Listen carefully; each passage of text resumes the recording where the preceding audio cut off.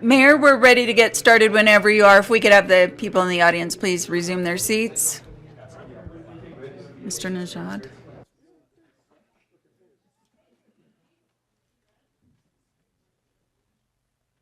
Actually, you have like 60 more seconds to keep chatting.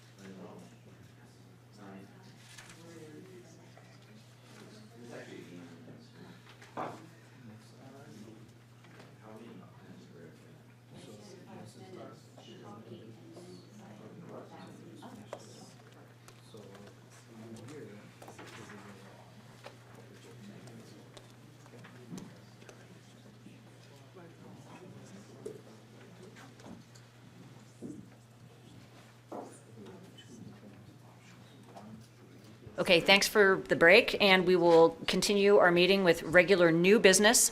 Item number 10, the Washoe Tribe Land Acknowledgement Presentation and Resolution, and I'll turn it to Mr. Irvin. Thank you, Madam Mayor. Good evening, members of the City Council.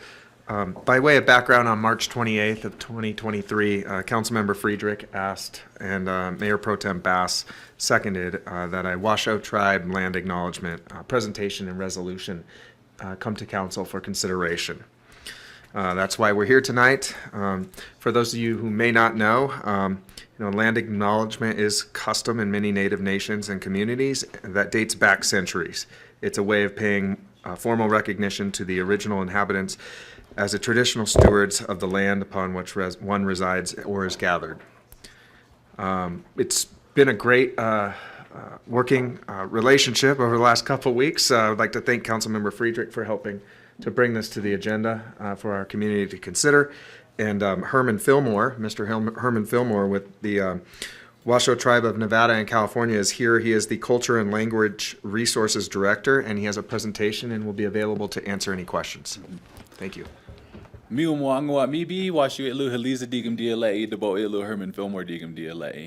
welcome everybody. My name is Herman Fillmore. In Washoe, my name is Haliza. I always joke that the only people who call me Haliza are elders or somebody when I'm in trouble. So preferably Herman Fillmore here in this setting tonight.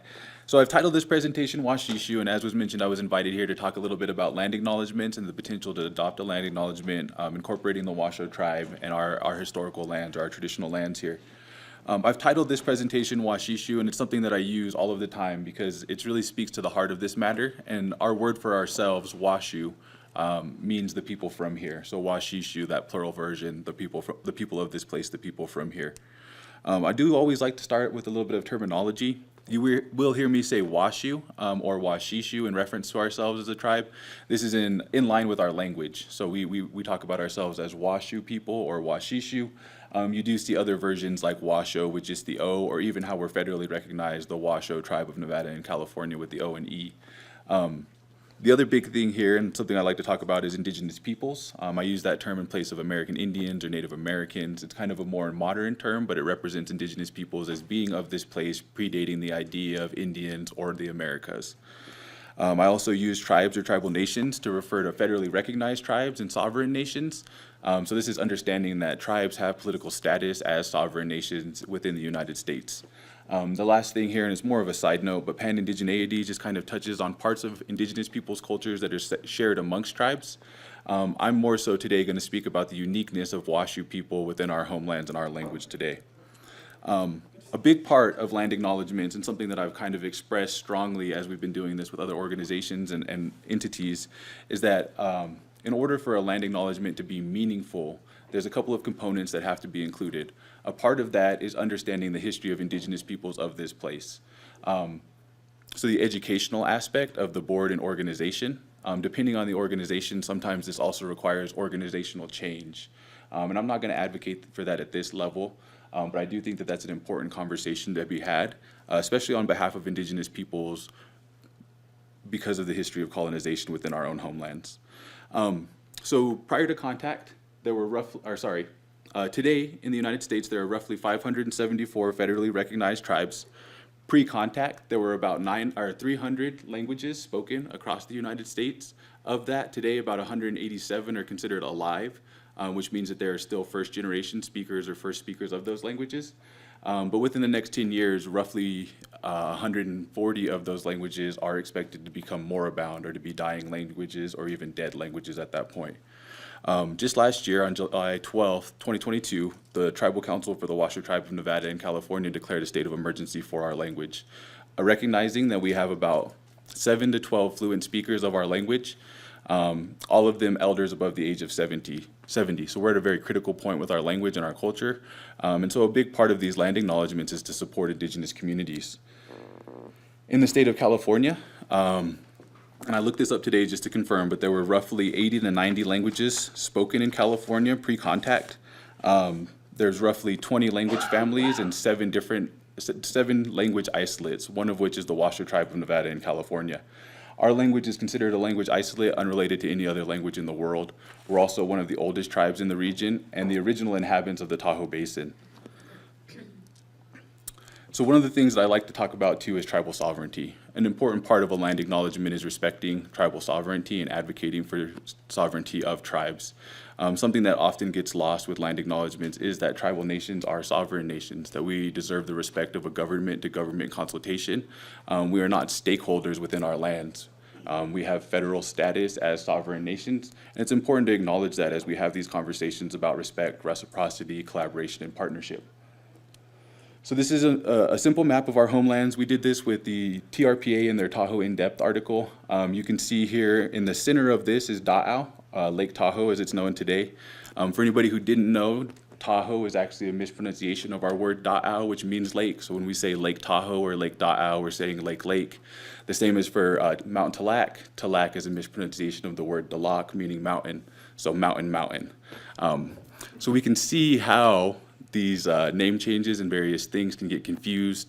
And a land acknowledgement can kind of go along that same route when not done in consultation with tribes and when not done with meaning and purpose.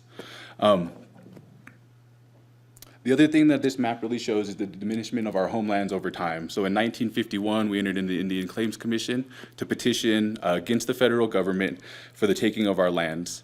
That lawsuit wasn't settled until 1969, so about 18, almost 20 years later. And you can see that our homelands went from this kind of larger peripheral homeland, which I would advocate to be our traditional territory. This is prior to other tribes entering into the region as well as settlers and colonization occurring. However, in the Indian Claims Commission, the small checkered line there was determined to be our main territory.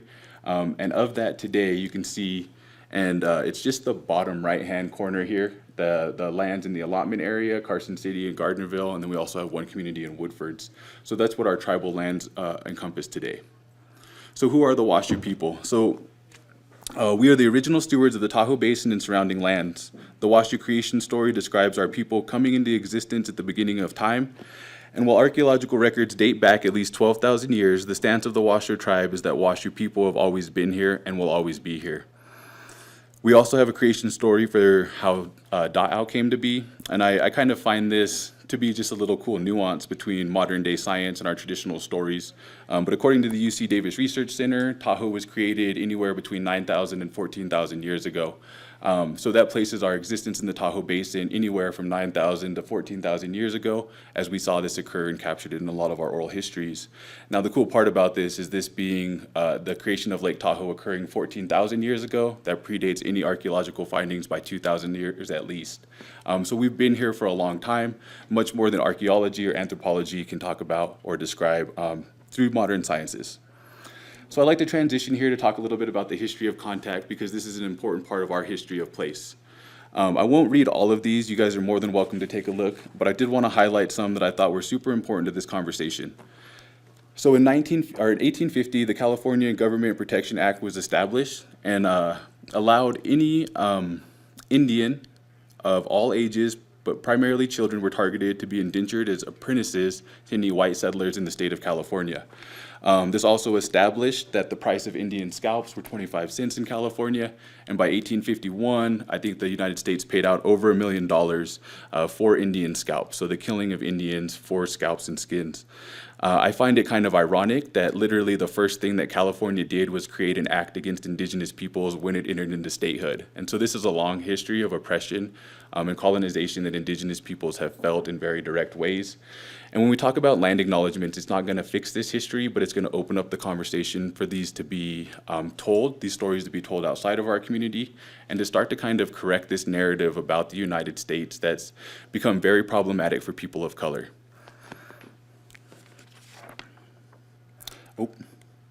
So in 1854, Commissioner of Indian Affairs in California T.J. Henley proposed to the federal government that all California Indians be hauled off to reservations east of the Sierra Nevada mountains in order to rid the state of this class of population. And so a lot of the history around indigenous peoples is usually a removal and erasure. So whether that's erasure of our histories, assimilation into Western culture, or direct eradication through the killing of indigenous peoples. It's not only a part of California's history, it's not only a part of the local history here, but the United States as a whole. So a couple of other ones that I wanted to highlight. In 1880, a new law was created that forbid Washoe people from fishing at Lake Tahoe, blaming Washoe people for the depletion of Lahontan cutthroat trout. It was stated in 1881 by the Genoa Weekly Courier, which is an outdated newspaper that no longer exists, that Indians at Lake Bigler are destroying many fish with spears. As the law does not appear to affect them, it would be a good thing to arrest the whites who purchased the speared fish. If the Indians cannot dispose of the fish in that way, they will soon discontinue the practice. So this is really just propaganda geared at dehumanizing and demeaning indigenous peoples and removing our access to land. Later on, in 1890, we also had the creation of the Stewart Indian Boarding School, which the founding principle was kill the Indian and save the man. That was described by Richard Henry Pratt, who was the founder of the Carlisle Institute, the first boarding school in the United States. Later on, in 1813, Captain Pete and Captain Pete Mayo made another petition asking for better lands and homestead for water. This was an effect of colonization was that we became a landless tribe. We had no reservations or no treaty rights. No treaties were signed with the Washoe tribe. And so at some point we became congregates around local ranches and businesses, living on the edges of those ranches in order to provide subsistence and economies for our families. One of the big things here, and why I like to bring this up, is that in 1816, which I'm going to get to right now, the Indian Appropriations Bill authorized the purchase of lands explicitly for Washoe Indians and other landless Indians in Nevada. One of the issues here is that Washoe people have always advocated for a home in the Tahoe Basin, and as Joanne Nevers states in her book, Washishu, and Joanne Nevers is a tribal historian, tribal member who has passed away in the last couple of years, but she talks about and describes that Washoe people have advocated for homes here, land in the Tahoe Basin. However, we were always met with the rebuttal that we will take what we will get, or we will get nothing. And I think that's, again, an important conversation to this recognition of place here, not only through a land acknowledgement, but through our continued existence within our own homelands. We no longer talk about us as having Aboriginal homelands or an ancestral connection to this place because we still live here today. We're still modern people. Our cultures and our languages are still tied to our homelands and very important to our lives.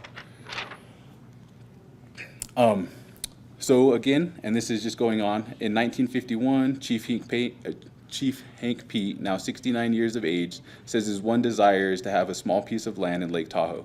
It is today that Indians have no right to make campfire around the lake, can't even look for herbs for medicine, can't go for wild berries.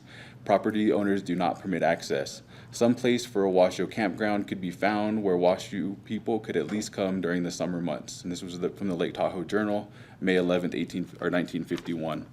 And so the tribe has a long history of advocating for lands within our advocating for tribal lands within our ancestral or Aboriginal territory.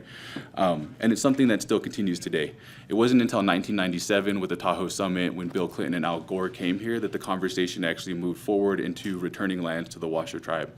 We received Skunk Harbor, I believe, in 2002, and we also have an operating agreement with the Forest Service for Meeks Bay Resort, and then a stewardship agreement for the meadow there to clear up that area. And so we have a strong connection to this place and a desire to return to these lands, but we also have a desire to have our history, our story, and all of those things, our uniqueness as a language and our culture shared with those who are both visitors and residents in this area. One way to do that is through a land acknowledgement. I'm just going to skip through this next slide because I kind of touched on those. And so what is a land acknowledgement? A land acknowledgement is a formal statement that recognizes and respects Indigenous peoples as traditional stewards of this land and the enduring relationship that exists between Indigenous peoples and their traditional territories. To recognize the land is an expression of gratitude and appreciation to those whose territory you reside on, and a way of honoring the Indigenous peoples who have been living and working on the land from time immemorial. It is important to understand the longstanding history that has brought you to reside on this land and to seek to understand your place within that history. Land acknowledgements do not exist in a past tense or historical context. Colonialism is a current, ongoing process, and we need to build our mindfulness of the present, of our present participation. It is also worth noting that acknowledging the land is an Indigenous protocol, as Mr. Irving said. So one of the things that I wanted to talk about here before I kind of give some suggestions is that land acknowledgements for Indigenous peoples are often meaningless unless there's a commitment to those groups. And this is a commitment of something real and meaningful. And this is often something that comes down to a specific organization to determine what they can do to support tribes. I've been battling with this for a long time. We've been doing land acknowledgements as a process of consultation under the tribe for about the last year and a half. And it's been a learning process for us internally to be able to kind of determine, what would be most meaningful for a land acknowledgement for the tribe. It's not always up to us to determine what an organization or a governing body can do to support Indigenous peoples, but one thing that I did want to mention that I know South Lake Tahoe has already done is the adoption of Indigenous Peoples Day and the removal of Columbus Day at the city level. And so that's an important first step to recognizing Indigenous peoples' history, correcting the history that currently exists in the United States, where we celebrate a lot of people who did a lot of horrific things. But what I want to make sure that we don't do is that we don't take the easy route. And so I pulled this article up, and as I was reading through it today, there were a couple of quotes that really stuck to me. And so in this article, the author points out that Teen Vogue put it very well, if unintentionally. A land acknowledgement is an easy way to show honor and respect to Indigenous people. A great deal of nonsense about identity politics could be avoided by studying this line and realizing that respect showing the easy way is just as cheap as it sounds. He goes on to quote Nick Estes, who's a Lakota tribal member and an American Studies professor at the University of New Mexico, where Nick clarifies that land acknowledgements can be a pantomime of caring or outrage, mostly by professional class elites and educational institutions. Meanwhile, Nick asks, what of the real issues facing Indigenous peoples? Housing, employment, child removal, generational poverty, lack of adequate health care, police violence, racism, and erasure. In other words, real colonialism. So while we talk about these land acknowledgements as an important first step, I want to make sure that we understand that this is only the first step in a long relationship between both the city of South Lake Tahoe and the Washoe Tribe of Nevada in California. This is not the end-all be-all of our collaborations to come to this statement, and it's just a reminder, so to speak, of the work that needs to be done, the history that needs to be corrected, and how do we start to incorporate Washoe people and our needs in meaningful ways within our own homelands. And so, as I mentioned, the changing of Columbus Day to Indigenous Peoples Day was a great first step. And as that happened, I was on tribal council at the time, and it was truly a great thing and something that we appreciated. But the conversation quickly turned to, why not take that a step further from just recognizing Indigenous people across the United States to also, to further celebrating the Indigenous people specifically of this place and having a Washoe Peoples Day. Not something that I'm going to advocate for strongly. I think Indigenous Peoples Day has been great, but that's kind of a way to think long-term about what are our next steps for this. You know, we're celebrating Indigenous peoples as a whole across North America, but let's also recognize the Indigenous peoples of this place. So a couple of things, and at the biggest and the most forefront of these conversations with land acknowledgements is specifically land back. I'm sure you are all aware, but recent studies have shown that roughly 80% of biodiversity across the world is held within lands stewarded by Indigenous peoples. Returning land to Indigenous peoples is also a part of supporting the ecology of this place and maintaining that diversity within these lands. Something else that is happening, and I've seen this more so in Canada, but it's also spread to California recently, is the land tax.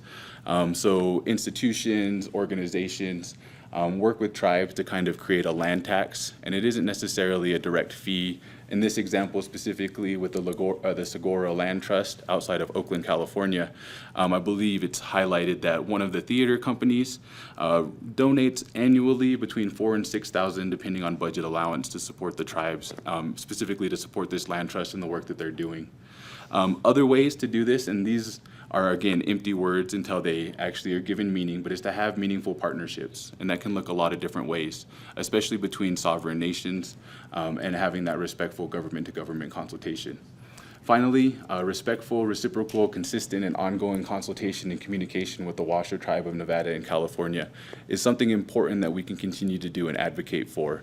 Oftentimes, we are considered a stakeholder, so we are brought to the table with just anybody from the general public, but having this respectful government-to-government consultation and collaboration would help to further these partnerships and make these things more meaningful for the future.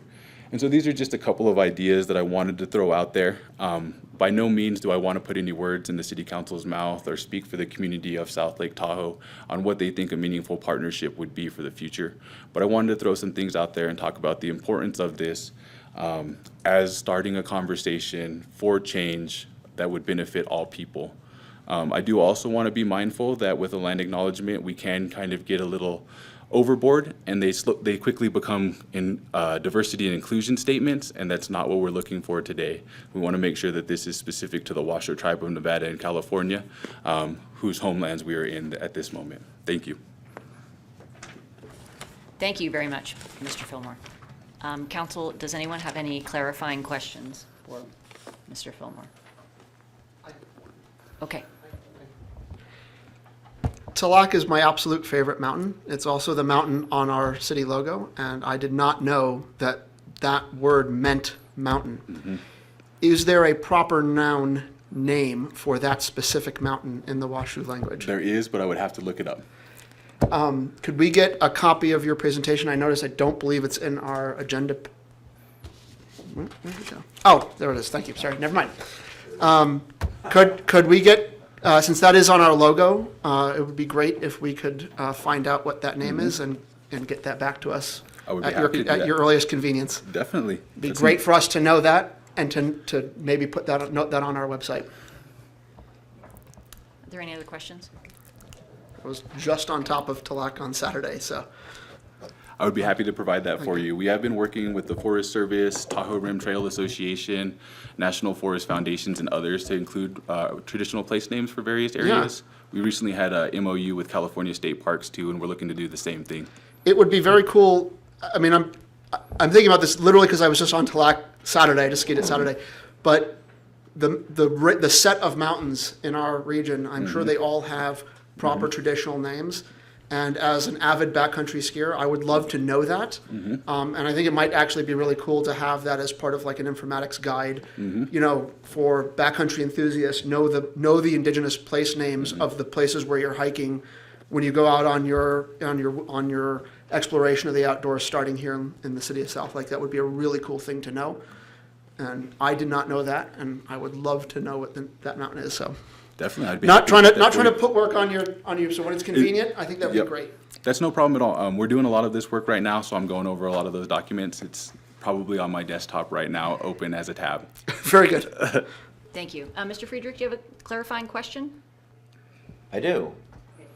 I just want to say it's been an honor to get to know you, Mr. Fillmore, and learn from you these last few weeks. My question is, you mentioned, I did take to heart that we don't want to just do a superficial land acknowledgement and have something that's real and meaningful. And you mentioned oftentimes seen as stakeholders, what we're really looking for is meaningful partnerships. And I know you're not wanting to, we're not, we need to come back and think of what that means. But do you have any examples of meaningful partnerships that you could point us to as examples of this in action? Definitely. One thing that happens with consultation a lot of times is that tribes are brought in on the back end. So especially with city planning, land development, all of those sorts of things, we're brought in as a last step.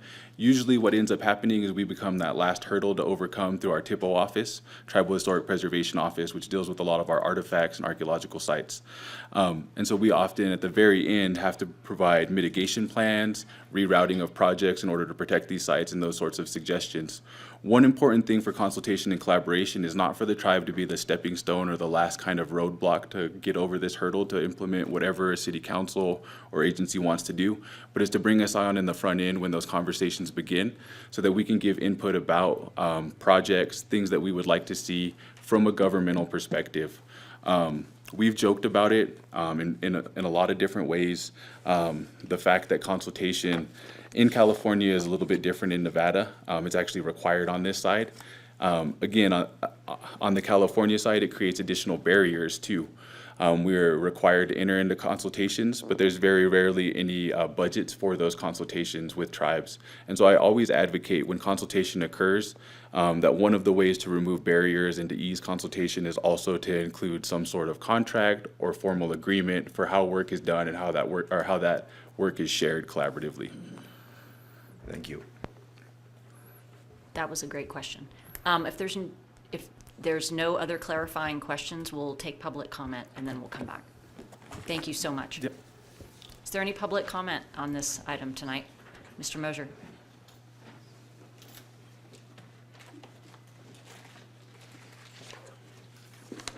Ed Moser, South Lake Tahoe.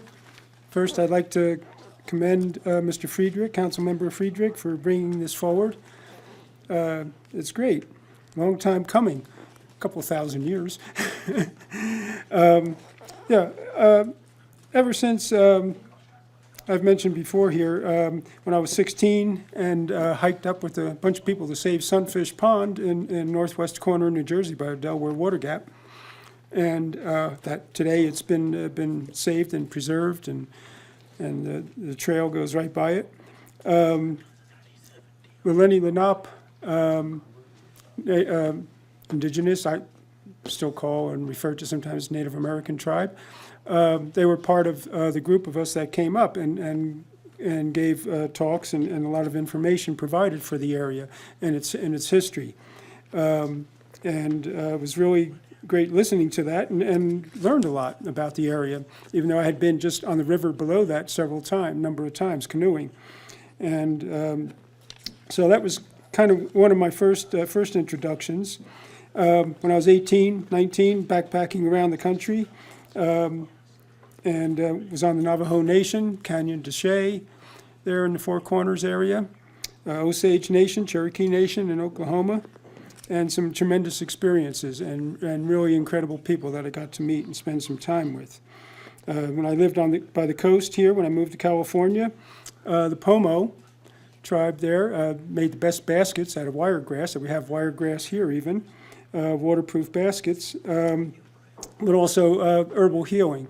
And greatest thing I learned from them was, poison oak. I had a lot of poison oak around, and boil the shoots, the new shoots of the manzanita, and then use that compress, let it cool down, and the oil's in it, and put it on the poison oak. It soothes it, but also keeps it from spreading. So it was one of the greatest things I learned from the indigenous peoples here in California. Mr. Friedrich, as our TRPA rep, I mentioned before the pandemic, before TRPA, to lobby Congress to change the compact and to allow for the Washoe, Shoshone, Ute, Paiute to have a voting member at TRPA, and also for the presidential appointee to be able to vote. We got tens of millions of dollars a year through the federal government to TRPA, and they don't even get a vote. But also of the indigenous tribes and people that been here for thousands of years, as you just heard, they don't even have a seat at the table, let alone a vote. So I would like to see you bring that forward. Thank you. Thank you. Is there anyone else who'd like to make comment on this item? Okay, seeing no one in the room, Ms. Blankenship, would you go to the Zoom? We'll go ahead and open up our Zoom platform for anyone who wants to provide public comment on agenda item 10. There are no additional public comments at this time, Mayor. Okay, great, thank you. So I'll bring it back to council. Mr. Friedrich? Yeah, I'd be honored to make a motion. I'd like to read our resolution before we pass it. So I'll move that we pass a resolution acknowledging the Washoe Tribe land acknowledgement, which I'll shortly read. Mayor, Second. go ahead and, I didn't get to make any comments. If you, I just would, maybe before you make but I could do it after, whatever you prefer. I didn't have questions, but I do have some comments. I'll go ahead and read our resolution, and Mr. Fillmore gave us one change, so I'll just read it with that change incorporated. So resolve, the City Council of the City of South Lake Tahoe acknowledges the land we occupy today are the lands and home of the Washishu, the people from here known today as the Washoe Tribe of Nevada and California, a sovereign nation. For thousands of years before the arrival of any other people, the Washoe lived here and relied on these lands for survival. Hunting, fishing, and gathering of traditional foods and medicines within their homelands were an integral part of the Washoe culture. Through this intrinsic relationship, the Washoe helped shape the natural beauty of the Lake Tahoe Basin that millions enjoy today. With the influx of settlers during the Gold Rush era, the Washoe summer camps became prime locations for logging and cattle grazing, and the Washoe were no longer allowed to manage their lands as they had done for millenniums. Therefore, in recognition and acknowledgement of the Washoe Tribe of Nevada and California, the City of South Lake Tahoe wishes to honor and respect the Washishu as the original people of this place, whose lands we now occupy. Further, we are committed to fostering collaboration and partnership with the Washoe Tribe of Nevada and California to protect, respect, and care for Da'au Lake Tahoe. Thank you very much. Mr. Bass, would you like to make your comment now? Yes, sorry about that. I should have, I just really want to say how much I support this. I think that one of the greatest things in our society is being able to right or wrong. And I think in America, we've been able to show that through different civil rights in our time. And I feel that this is one of the most important things that we can do as local communities.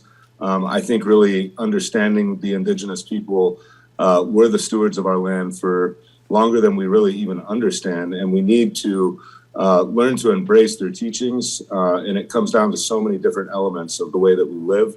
And I think this is the step that we can do at a local level and to continue to embrace. I think the meaningful partnership says so much because that's where we have to begin for all of these steps is to really engage that partnership. So I just really wanted to put out how much I support this. And yeah, I think it's a great step forward for the city. Thank you. I think our council as a whole could not agree with those words more. Mr. Robbins? Yeah, I just wanted to follow up on indigenous place names and collecting that information and making that available. Is that a request that we could have sent to staff to reach out, coordinate with that, receive that information as available, and then maybe have that on our website so that backcountry enthusiasts can know the names, the true names of the places where they go, starting from Lake Tahoe? I think that'd be great information to make available. Is that a request we can make of staff to handle that outreach and make that information available to the public? I can definitely, and it would be my pleasure to work with Mr. Fillmore to get as much information and share it as possible. Thank you. Great, thank you. I think that that's valuable to everyone, whether you climb the mountain or not, even if you just look at it, it's very important. So with that, Ms. Blankenship, I think we can vote. Councilmember Robbins? Aye. Councilmember Wallace? Aye. Councilmember Friedrich? Aye. Mayor Pro Tem Bass? Aye. Mayor Cregan? Aye. That motion unanimously carries. Thank you.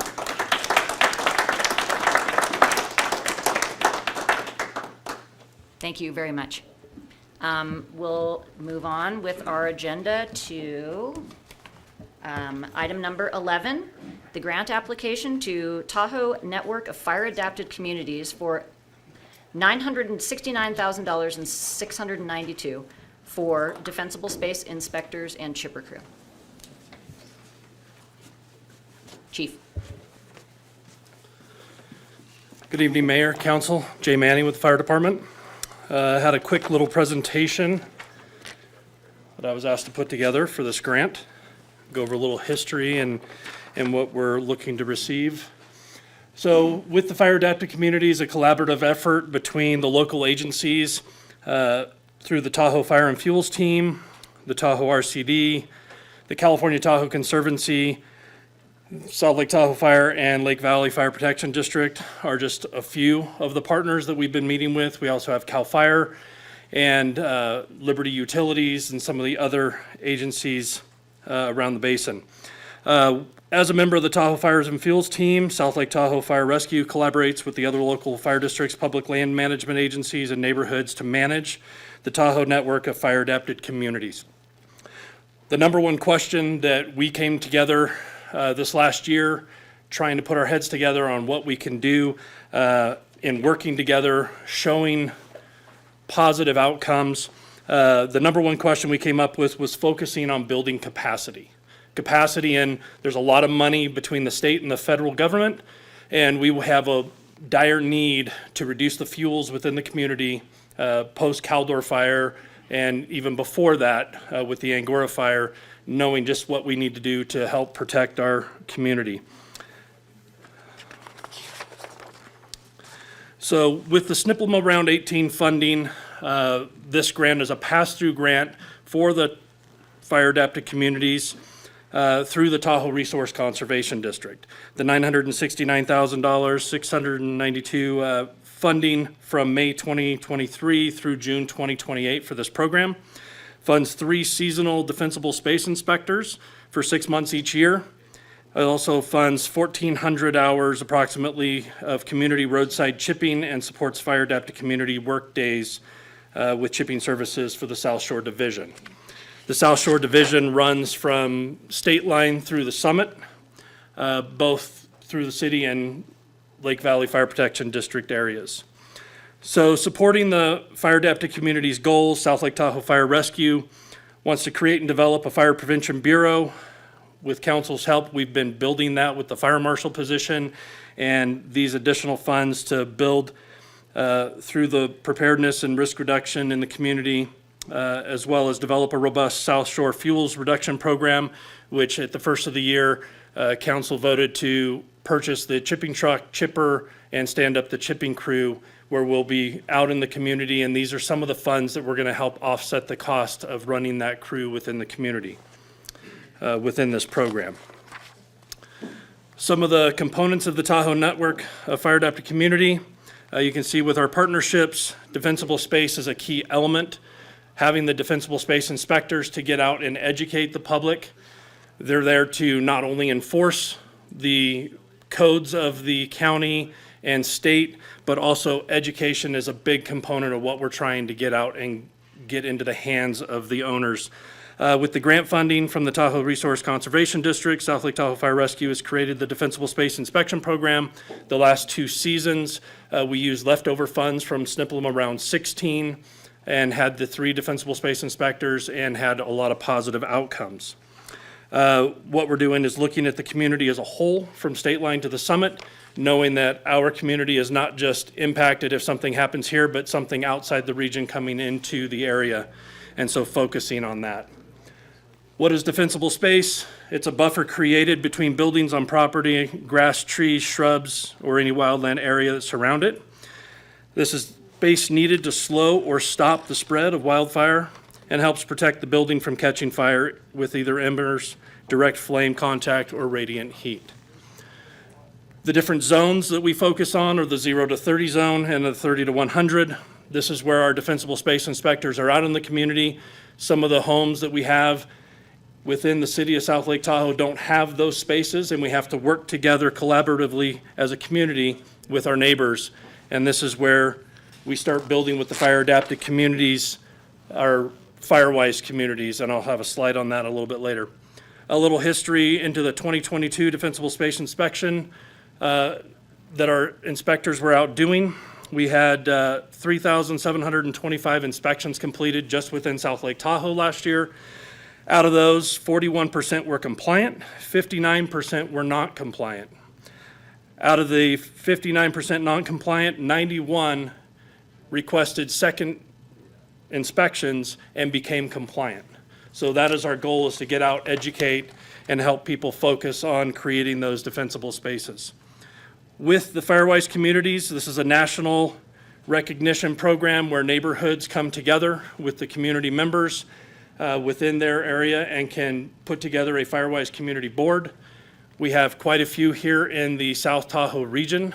We focus on helping them with community work days, with the chipping program, and with the defensible space inspections to meet some of their requirements of looking at all the properties each year within their neighborhoods. One of the big focuses that we try to do is educate and get neighborhood leaders to step up and start organizing those meetings and start working towards Firewise communities. With that, this grant is also funding the community workday time and reimbursement towards our city chipping crew that council graciously stepped up and funded this last year. And so we're looking the first to second week of June, having the crew and equipment come online and start working together. This is a picture of the Zephyr Fire crew, who in previous years has been coming into the community and doing that roadside chipping for the Fire Adapted Communities grant. With that, I can take any questions you have on the grant application and contract with Tahoe Resource Conservation District. Thanks so much. No problem. Are there any clarifying questions? Okay, go ahead, Mr. Robbins. We had back to the slide with the pass-fail. Hold on, I'll bring it up. Sure thing. Okay, now you can forward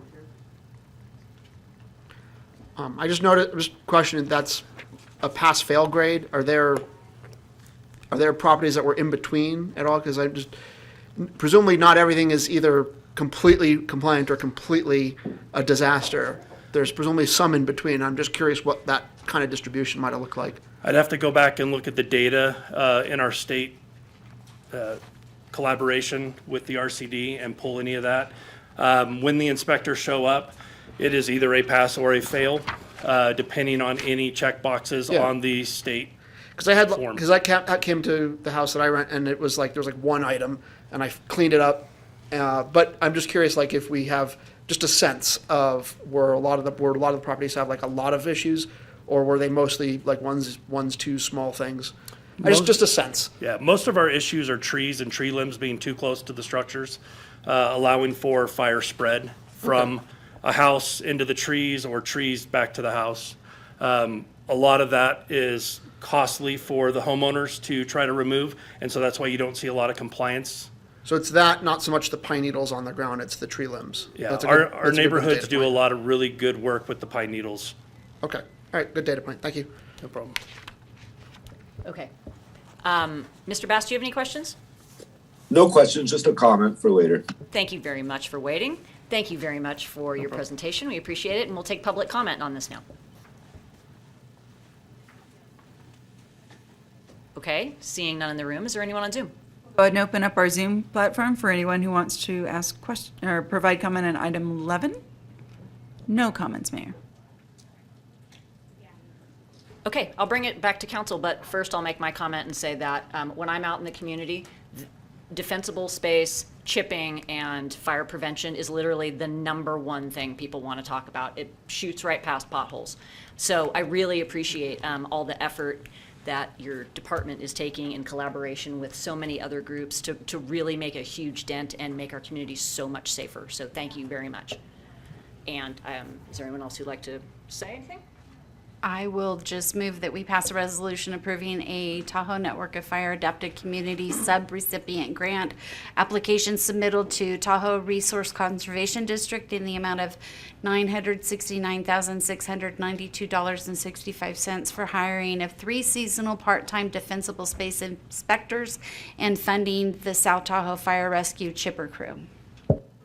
I'll second that. Okay, great. And before we vote, I know Mr. Bass wanted to make a comment. Oh, sorry. That's Well, okay. you really said it well. I really just wanted to say the same thing. I think the collaboration and really what the fire department has been able to do in the 5 years I've been here, I think it's really remarkable, and hats off to all of you. Agreed. I'm just curious when we're gonna name a fire station after Diane Reese. Yeah, really. Okay, with that, we can vote. Councilmember Robbins? Aye. Councilmember Wallace? Aye. Councilmember Friedrich? Aye. Mayor Pro Tem Bass? Aye. Mayor Cregan? Aye. That motion unanimously carries. Great, thank you. Thanks very much. We'll move on to item number 12, which is the electric vehicle charging station ordinance, first reading. Ms. Roverud.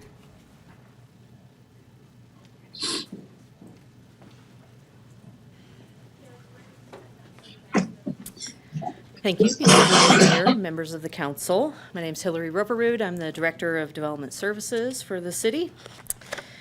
A little bit of background. So the state of California adopted Assembly Bill 1236, which required local jurisdictions to establish procedures for expediting and streamlining processes for permitting electric vehicle charging station installations. When that was passed, the City Development Services Department developed a application checklist and prioritizes the review of EV charging station applications. However, as part of the legislation, we are also required to adopt a streamlining ordinance, and that's what's before you today. This ordinance would amend City Code Section 6.15.160, which is a city code section related to building code compliance and building code permitting. The text changes that are proposed are shown in blue track changes on the resolution adopted by City Council, and you also have a clean version of that ordinance as part of the City Council's draft ordinance. The adoption of it will codify our existing practices for review of EV charging station permit applications and bring the city into compliance with this legislation. The Planning Commission considered this ordinance at their April 20th meeting, and they did adopt a resolution recommending that the City Council adopt the proposed city code amendments. Happy to answer any questions. Okay, are there any clarifying questions for Ms. Roverud? Okay. Thank you. Thank you very much. Is there any public comment on this item?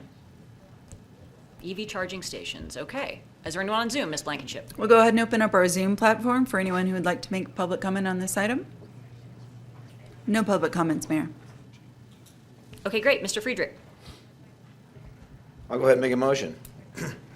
Move that we pass a motion to hold a first reading by title only of an ordinance amending the South Lake Tahoe City Code, Section 6.5.160, to codify procedures for expediting permitting processing for electric vehicle charging systems and refer second reading and adoption to the June 6, 2023 meeting. Second.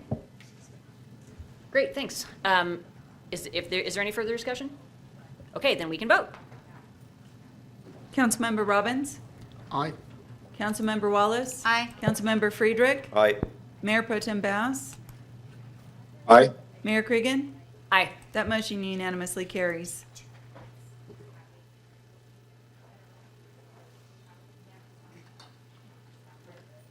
Okay, thanks. 1 second. So we have a beeping situation back here. I don't know if you can hear it. It's, can you hear it?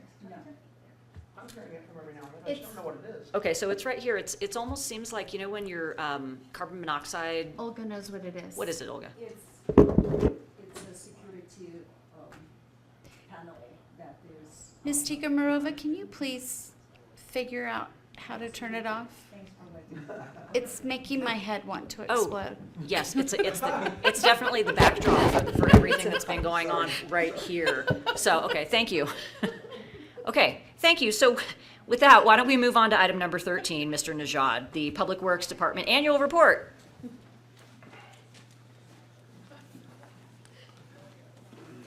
Good evening, Mayor Cregan and members of the City Council. For the record, my name is Anush Najad, the Director of Public Works. Tonight, I'm pleased to present the second annual report for the Public Works Department, summarizing some of our accomplishments in 2022. As you know, the Public Works Department is comprised of several divisions. The Administration Division, Andra Berman, is responsible for that, including myself. Airport, Mr. John Dickinson. Engineering, Stan Hill and Jim Marino. Stormwater Management, Complete Streets, Jason Burke. Facilities, Travis Schindelbauer. Streets and Snow Operation, Jerry Heath. And Fleet Management, Phil Hardwood. These divisions provide the core services in support of cities' day-to-day activities, as well as cities' strategic initiatives.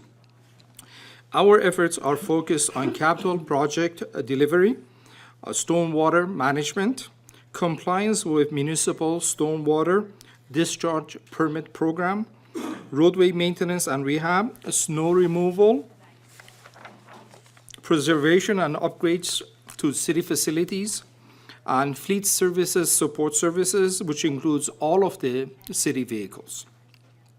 Now, for some of our 2022 accomplishments. The winter of 2022 was a very challenging year with record snowfalls and flooding issues. But our department worked tirelessly to address these issues, including the snow operations and flooding. Fleet services recorded 7,458 hours of maintaining 372 vehicles. Over 93,000 gallons of fuel were dispensed to city vehicles. Fleet Division purchased 14 new vehicles for a total of $884,000. Facilities Division also had a very challenging year with storm impacts on our buildings and facilities. They addressed several major repairs at the ice arena, at the Services Center, Police Department, and Recreation Center. Facilities Department replaced water heaters at Ice Arena, Fire Station 1 and 2, Police Department, Airport, and Senior Center. They installed smart thermostats at various locations to support the Climate Action Plan goals. They support Jim Marino with the Dark Sky LED retrofit project, and if you have not been out there, they have been installed and they look great. Street maintenance and snow operation provided incredible service to the citizens. They provided a total of 3,672 hours of snow removal, including 30 days of continuous snow operations. They installed several dry wells, and we have received very positive feedbacks from residents that they have eliminated the localized flooding. These are low-cost improvements that deals with our flooding issues. The crew put down 10,000 square feet of hot mix asphalt and over 9,000 pounds of cold mix asphalt to repair the potholes. That doesn't include the 2023. The crew installed and inspected over 7,700 signs, cleaned over 2,000 feet of inlets and pipes. Stormwater Management and Complete Street Division completed a citywide stormwater compliance program and the required TMDL report. The group also completed the inventory and assessment of city's underground storm drain inspection, which we provided report to City Council. The city also hired a new airport manager, Mr. John Dickinson, who has made positive impacts to the airport operation. Mr. Dickinson has been working with CAL FIRE to reduce the tree obstructions at the airport at little or no cost to the city, very small cost to the city. The new rate study was completed in November and implemented in January. Through the hard work of the staff, they have kept the airport operational with minor closures resulting in significant increase in revenues. The airport is now becoming financially sustainable and moving forward with the collection of new fees, which will further improve the airport operation. We feel that the airport will be able to be self-sustaining. The airport division also completed the first phase of the Hanger Lane pavement rehab and installed a new tracking system for the aircrafts coming into the airport. Mr. Marino is responsible for the development of capital improvement program. Last year, we rolled out a new process to identify cities' CIP needs, showing the funded and unfunded projects to give the council a better perspective of city needs. The reason we did that is the discussion that we had earlier with the Measure S. And we need to think about some of these needs that we have and start developing some ideas. It doesn't need to be taxation, but we need to look at the options in order to solve some of the issues that we have. Mr. Marino also leads the several major facilities projects, including new rec center project, Fire Station 3, and the PD roof replacement. Phase 1 of the rec center was completed last year, and we're moving forward to bid and award the second phase of the project. Stan Hill is the engineering manager, and he was responsible for several major roadway and rehab projects last year. These include the 2022 road rehab project, the Lake Tahoe Boulevard Class 1 Bike Trail project, and we're right now installing the street lights. If you haven't seen it, go take a look at it. Tahoe Valley Storm Water and Greenbelt project, the construction was awarded. James and Louise Drainage Project, again, the construction was awarded. And we finished the design of Barton and Second Drainage Project, which will go to construction this year. That concludes my presentation. And if you have any questions, I would be happy to answer those. Thank you so much. Your department certainly had a very challenging year, and we really appreciate all the hard work that everyone did. Thank you.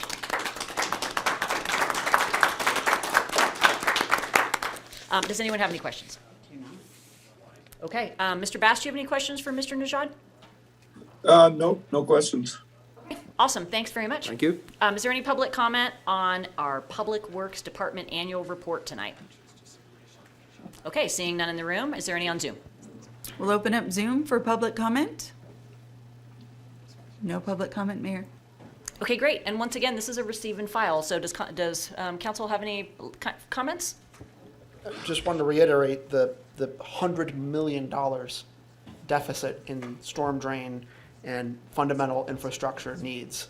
And we still aren't talking about revenues on that scale order magnitude to meet the unfunded basic infrastructure needs that we are behind due to the last 15, 20, 30 years of underinvestment. And I think the sooner we get a handle on that, on the scale of that discrepancy, the better. And Mr. Irvin, when is our budget workshop? Our next budget workshop? We will have our budget hearing on August 22nd. Great.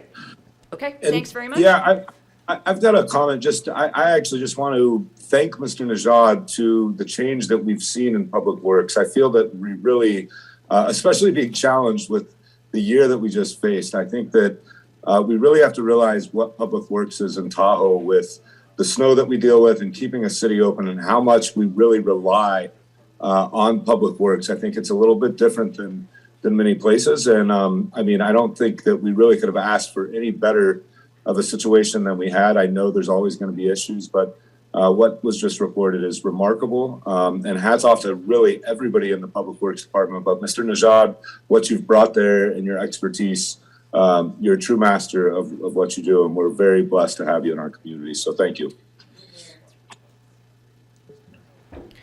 Yeah, just quickly echo that, and I was just add that while doing all those things, Mr. Najad last week did a really fine job of leading a community meeting up with a Heavenly area residents, talking about issues there with parking and roadway maintenance, and I think was well received with a lot of folks who had been quite frustrated. So I just want to say hats off to you, but also just all the staff in your department, as we're kind of winter is becoming a memory and we're moving into spring here, just remembering all the hours that everyone put clearing the roads and doing that tireless work. Hope everyone's getting some well-deserved time off that was part of those operations, and thank you for this overview. And as Mr. Robbins has suggested, there's a lot of work to be done on buildings and roads and storm drains, and that's the real work of the city that we need to find ways to pay for. But we'll continuing conversation. But just thank you to you and all your staff.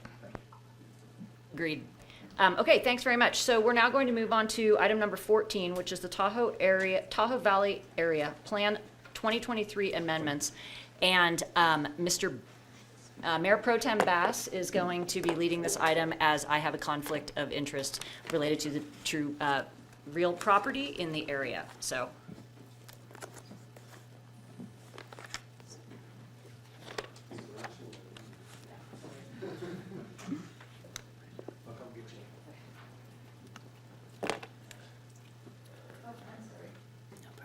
All right, well, I will ask for my fellow council members to let me know that she has left the room.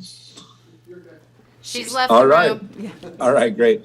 So moving on to item number 14, we are here to receive a presentation and hold a discussion, provide feedback on the consideration for the Tahoe Valley Area Plan. So we're not looking for a motion here. We're really just looking at more or less a presentation, and our Ms. Kashuba will be the responsible staff member. Thank you. Good evening, Council. For the record, Anna Kashuba. I'm an assistant planner here for the city. As Councilmember Bass mentioned, I also want to emphasize that there's no associated action with this item. We are here to present concepts of the Tahoe Valley Area Plan amendments and receive feedback and direction. So I'm going to start with some background, just in general, what area plans are. They are comprehensive land use planning documents which provide specific development objectives and standards for a specific area. The plan addresses land use regulations, development and design standards, environmental improvements, transportation, recreation, and public services. They allow for planning with greater flexibility at a community scale. So we look at kind of our broader documents such as the TRPA regional plan, the city's general plan and strategic plan, and we can take policy direction from that and make it into more specific policy and implementation strategies for this area. They provide framework for increased redevelopment and property investment. For example, properties in area plans and specifically town centers are generally allowed additional density, additional height, additional coverage, and in some cases, development rights at no cost or a discount. They also create a central permitting mechanism with TRPA. Most projects within area plans, both the TRPA permitting as well as the city permitting, both go through the city, whereas outside of area plans, there is that's a more separated process where in some cases the TRPA applications will be reviewed by TRPA, and so the applicant is then going to kind of two locations to get their projects through. So into the Tahoe Valley Area Plan and the specifics of this, it was adopted in 2015. It has been through one set of amendments that was done on the TRPA side in relation to Sugar Pine Village. The amendments covered coverage transfer policy, the roof pitch and height standards, corner build standards, and parking reduction. These were addressed on the city's end, not through the area plan amendments, but through a waiver that was granted by the state for affordable housing projects. So these are all changes that this round we are looking to implement into our area plan. This is a piece of the Tahoe Valley Area Plan vision statement. I'm just going to highlight those three statements in bold. First, a healthy balance of commerce, employment, entertainment, and livability. This kind of highlights that the Tahoe Valley Area Plan is more of a permanent resident-centered area plan. To encourage retail business and services that meet local needs, encourage local ownership, and appeal to visitors seeking to mix with the local community. And lastly, I believe it's important to note that for a lot of individuals entering the basin, the city of South Lake Tahoe, and specifically that west end of the Tahoe Valley area is the first introduction a lot of individuals have to the region. So this is a look at with the current plan and implementation strategies and policies, some of the development that has happened recently. So in red, we have private redevelopments such as Blue Granite Climbing Gym, remodel at the crossings, Barton and Helen Housing Project. I believe those 14 new residential units, the Sugar Pine Village Entitlement, and the Barton Orthopedic Center. In the transportation and circulation realm, we have the South Y intersection, which we saw crossings being marked and colored pavement to enhance public safety. We also saw a bike path rehab with new asphalt and installation of Class 1 bike paths, bicycle transportation signing system to provide consistent wayfinding signage for cyclists and pedestrians, and this is much like most of these, is an ongoing effort. Pedestrian improvements along 50 and 89, and the Lake Tahoe Boulevard Bike Trail from the Y towards down towards the high school. Indicated in green are SEZ restoration programs and water quality improvements, such as the airport to the Y, where a shoulder was installed with curbs, gutters, and sidewalks, and then the Y to Trout Creek and the Y to Cascade Road improvement projects, which again saw curbs, gutters, sidewalks, and a respectively Class 2 and Class 3 bike routes. And then the Tahoe Valley Greenbelt, which would be a recreation space as well as stormwater treatment, which the demolition of the Tahoe Urgent Care, that parcel will also be incorporated into that system. So the goals of the amendments kind of start with implementing our housing element policies. Last year, a new housing element was adopted, and the AIR plan gives us an opportunity to help execute some of those new and revised policies. Implementation and incentivization of transportation and connectivity. You'll see some of the concepts are proposed to help transition the city from an auto-centric to more active transportation and shared transportation modes. The amendments are intended to increase consistency with state laws regarding housing and parking. We'll see this through incorporation of our ADU ordinance and making sure that is applicable to the area plans, as well as some parking reductions. We will also be exploring ways to activate town centers, as well as general improvements and code corrections.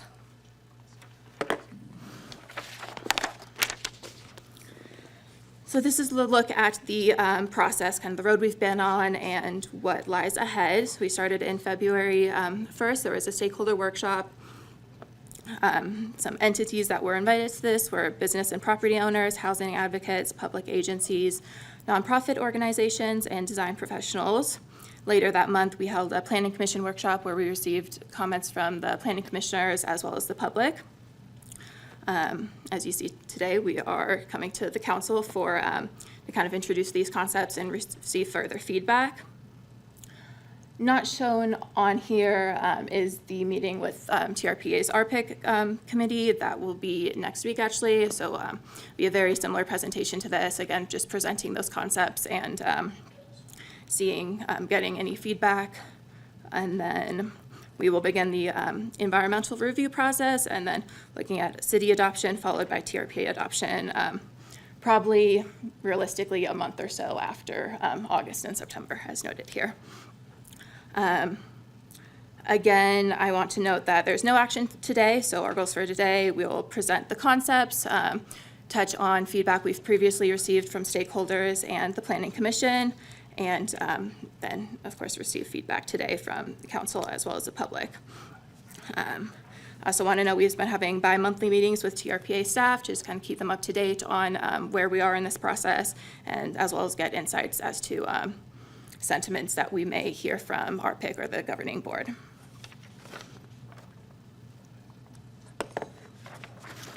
So one of the first and most prominent issues is housing. So we are trying to look at ways to increase opportunities for residential development. So first in that category, we're looking at residential density and increasing that to a maximum of 65 units per acre. Originally, we were looking at 60 as the number. We have increased that to 65 based on a few factors. First, feedback we've received. Secondly, a project of 65 units per acre is currently allowed in the area plans, but it would have to be a mixed-use project with 25 residential units, which is the current maximum, plus 40 tourist accommodation units on a parcel. So you get 65. TRPA in their conversion analysis between the development rights, they've also noted that residential units have lower environmental impacts than TAUs or tourist accommodation units. So that also supports from the VMT analysis side, that would be kind of an equivalent number. This 65 number also gets us in the range where affordable housing projects are more competitive for tax credits and funding. We're also looking at setting a minimum standard of 8 units per acre. There are currently no minimum standards for density in the city. This number comes from the general plan, and it is a way to ensure that parcels in and around town centers are not underutilized. As I mentioned, accessory dwelling units, that ordinance has been adopted by the city, and we want to ensure that those policies and standards are applicable to the area plans as well. And lastly, we are looking at, we are analyzing the level of review for residential projects. Currently, TRPA requires a higher level of review for affordable projects than they do for market rate projects. That's something that is not consistent with city goals, nor is it consistent with state goals to streamline that permitting process.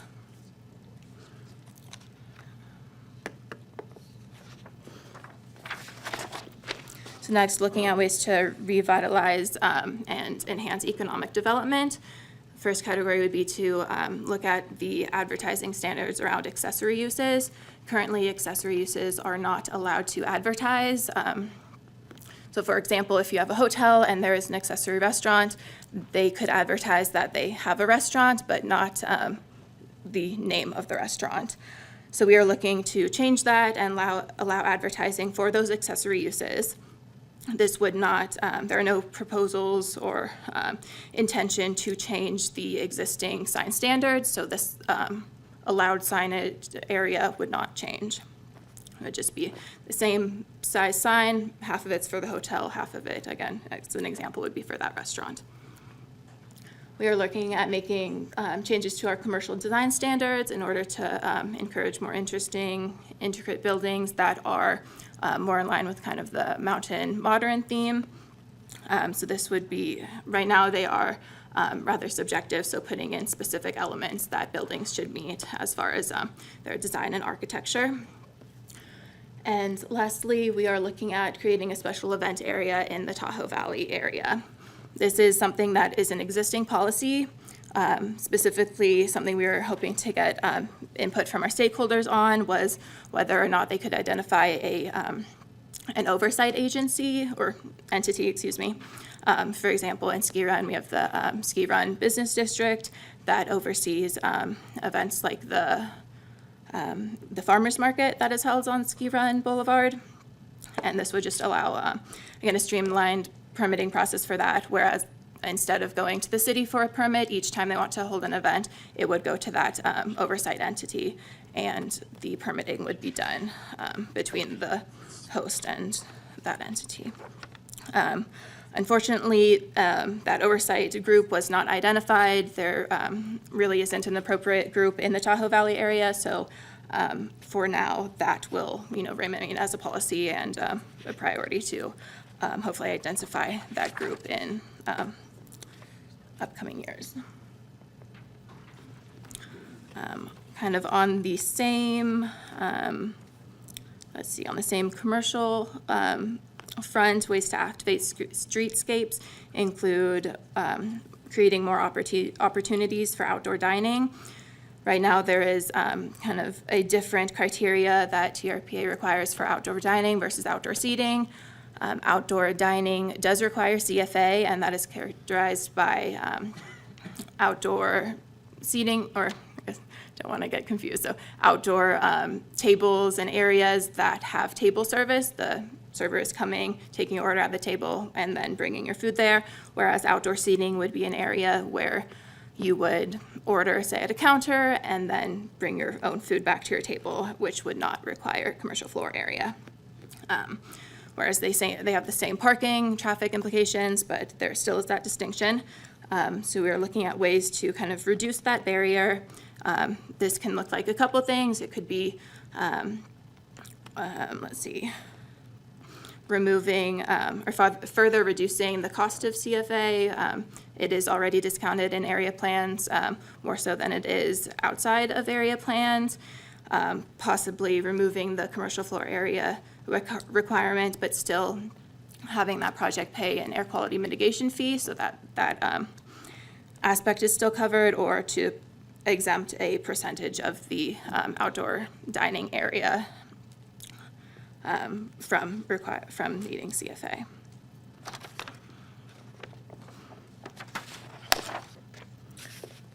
On the traffic and circulation front, we are looking to kind of allow and prepare for a transition from vehicle traffic to active and public transportation.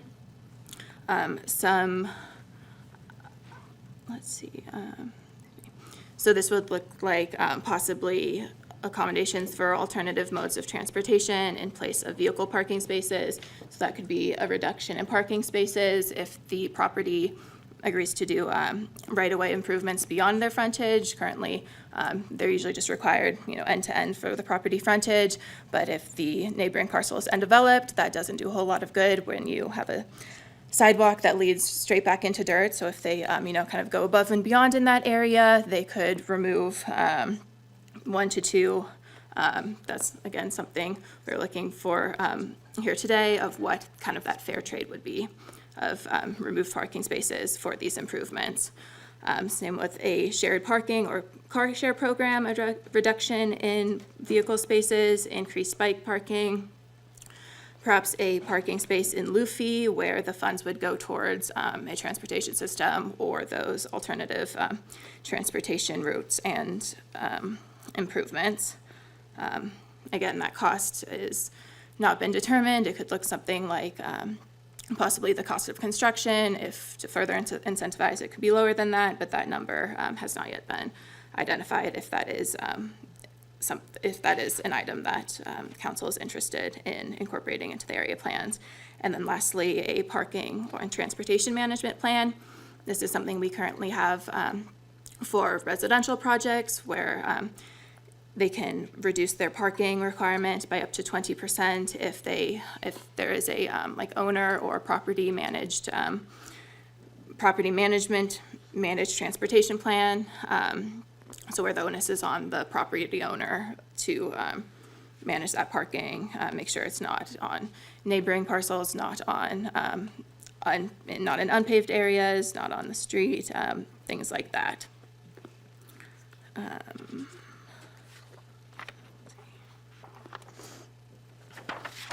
We're also looking at ways to encourage improvements to infrastructure related to electric vehicles. Generally, what we see as the barrier to electric vehicle charging for developed properties is the coverage.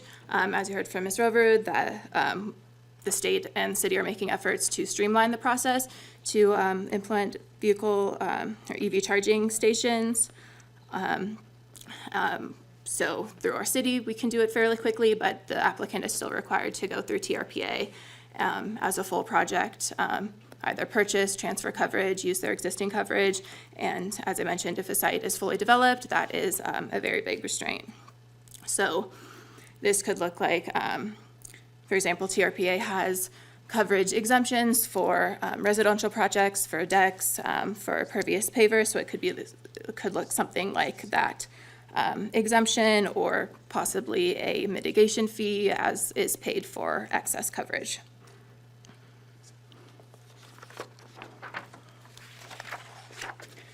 We are looking at expanding the area plan in 3 primary locations. So first, I'll be talking about, can't really see that well. Number 1, shown on the right at the top north end of the area plan. So this area started off as came to our attention through an application for a plan area statement amendment from the South Tahoe Association of Realtors. They were looking to amend the Tahoe Island plan area statement, which these parcels are currently in, to allow a new use. At TRPA's request, we incorporated that application, which had been ongoing for I believe a couple years into this process. That allows us to kind of take a more holistic look at this area, so we're not just analyzing the one parcel. And in doing so, we identified some legal non-conforming uses within these highlighted parcels that could be made conforming were they to be added to the neighborhood professional district. The uses are very similar to what's allowed there. In this block, we have some multifamily residential properties as well as professional office and medical offices. So they are commercial, but of lower intensity, not high turnover, not high capacity, which is again why it fits well with that neighborhood professional district. And then my next slide, I'll be covering those two areas to the south of the area plan.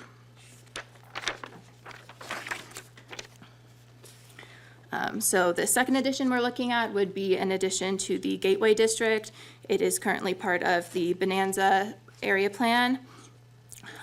We're initially just looking at a couple parcels within this area, but based on feedback from Planning Commission and our stakeholder workshop, we extended it to that full stretch that is all currently adjacent to the Gateway District. And again, there are some legal non-conforming uses here that would be made conforming by including them, as well as some multifamily properties that could benefit from the redevelopment incentives of being within an area plan. And lastly, on the right there, we are looking at possibly including a new district fronting, or for the most part, fronting Emerald Bay Road, primarily for residential uses. This area as well is currently part of the Bonanza Plan Area Statement and is currently zoned for primarily residential uses, both single family and multifamily. So the permissible uses would not significantly change, but they would be allowed to be built at a higher density, and the minimum density would also apply, again, to prevent underutilization of these parcels. For the most part, they are vacant, high land capability.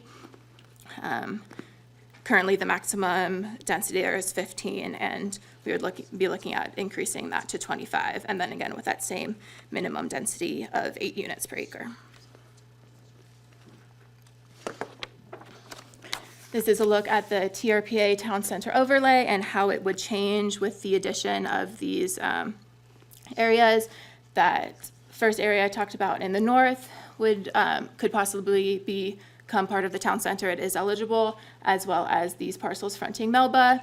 The residential district, TRPA has, I believe, 3 findings that must be made for parcels to be included in a town center, and those parcels are not eligible. One other change that we are looking at, again, in the interest of high-density housing, would be incorporating this parcel right here, which is currently in the Gateway District, into the town center core. Again, that's already in the area plan, so not an expansion, just a change in district and zoning. We are also looking at the permissible uses. So this slide kind of touches on ways to address the goals that I've previously stated for the residential and commercial realms. So the first is to create consistency between areas that allow multi-person, employee, and multifamily housing. Staff kind of sees these as functionally the same. The distinction is just kind of the layout that they're in, like interior layout, and employee housing is much more restricted in areas. There are a number of districts where employee housing requires a special use permit, whereas multifamily housing is allowed by right. So by combining those uses, we would be opening more opportunities for employee housing to be built and reducing that barrier of needing a special use permit. On the commercial end, we are looking at expanding the general retail and personal service category to include health and athletic clubs, day spas, and funeral parlors. Health and athletic clubs and day spas are currently included, I believe, in the amusement and recreation category. And based on their use, the kind of demographic that uses them being mostly local residents rather than tourists, we believe that general retail and personal service would be a better fit, and then funeral parlors is just something that is not included in any of the uses. There are existing ones, so this would again be a way to make them make legal non-conforming uses conforming, and it's also just a very important use that a community needs. And then we are looking at consolidating amusement and recreation and assembly and entertainment, those two categories into one. Right now, it's a very broad list of like specific uses that are included in that.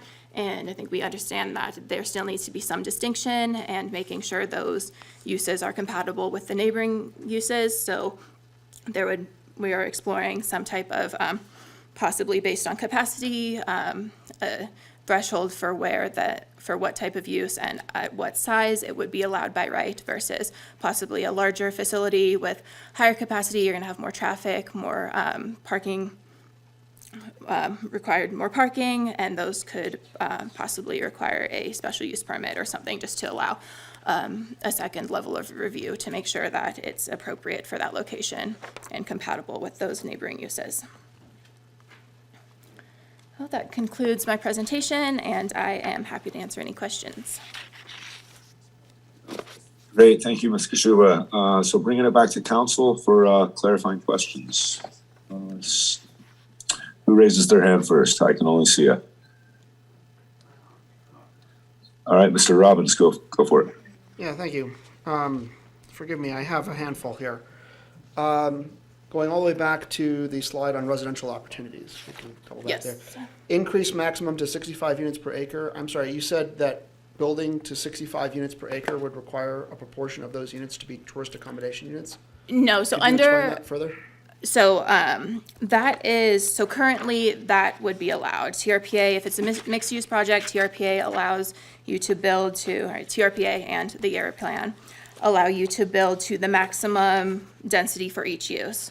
So that was 40 units per acre for a tourist accommodation unit and 25 units per acre for a residential project, leading to a total of 65 units per acre currently. So we are using that was kind of just the rationale for why 65 units would not have a different or significant different environmental impact if they were purely residential. So that's so we're proposing to change the density to 65 units of actual housing. For per residential acre, for units, correct. residential, explicitly residential units. Correct. What caps us at 65?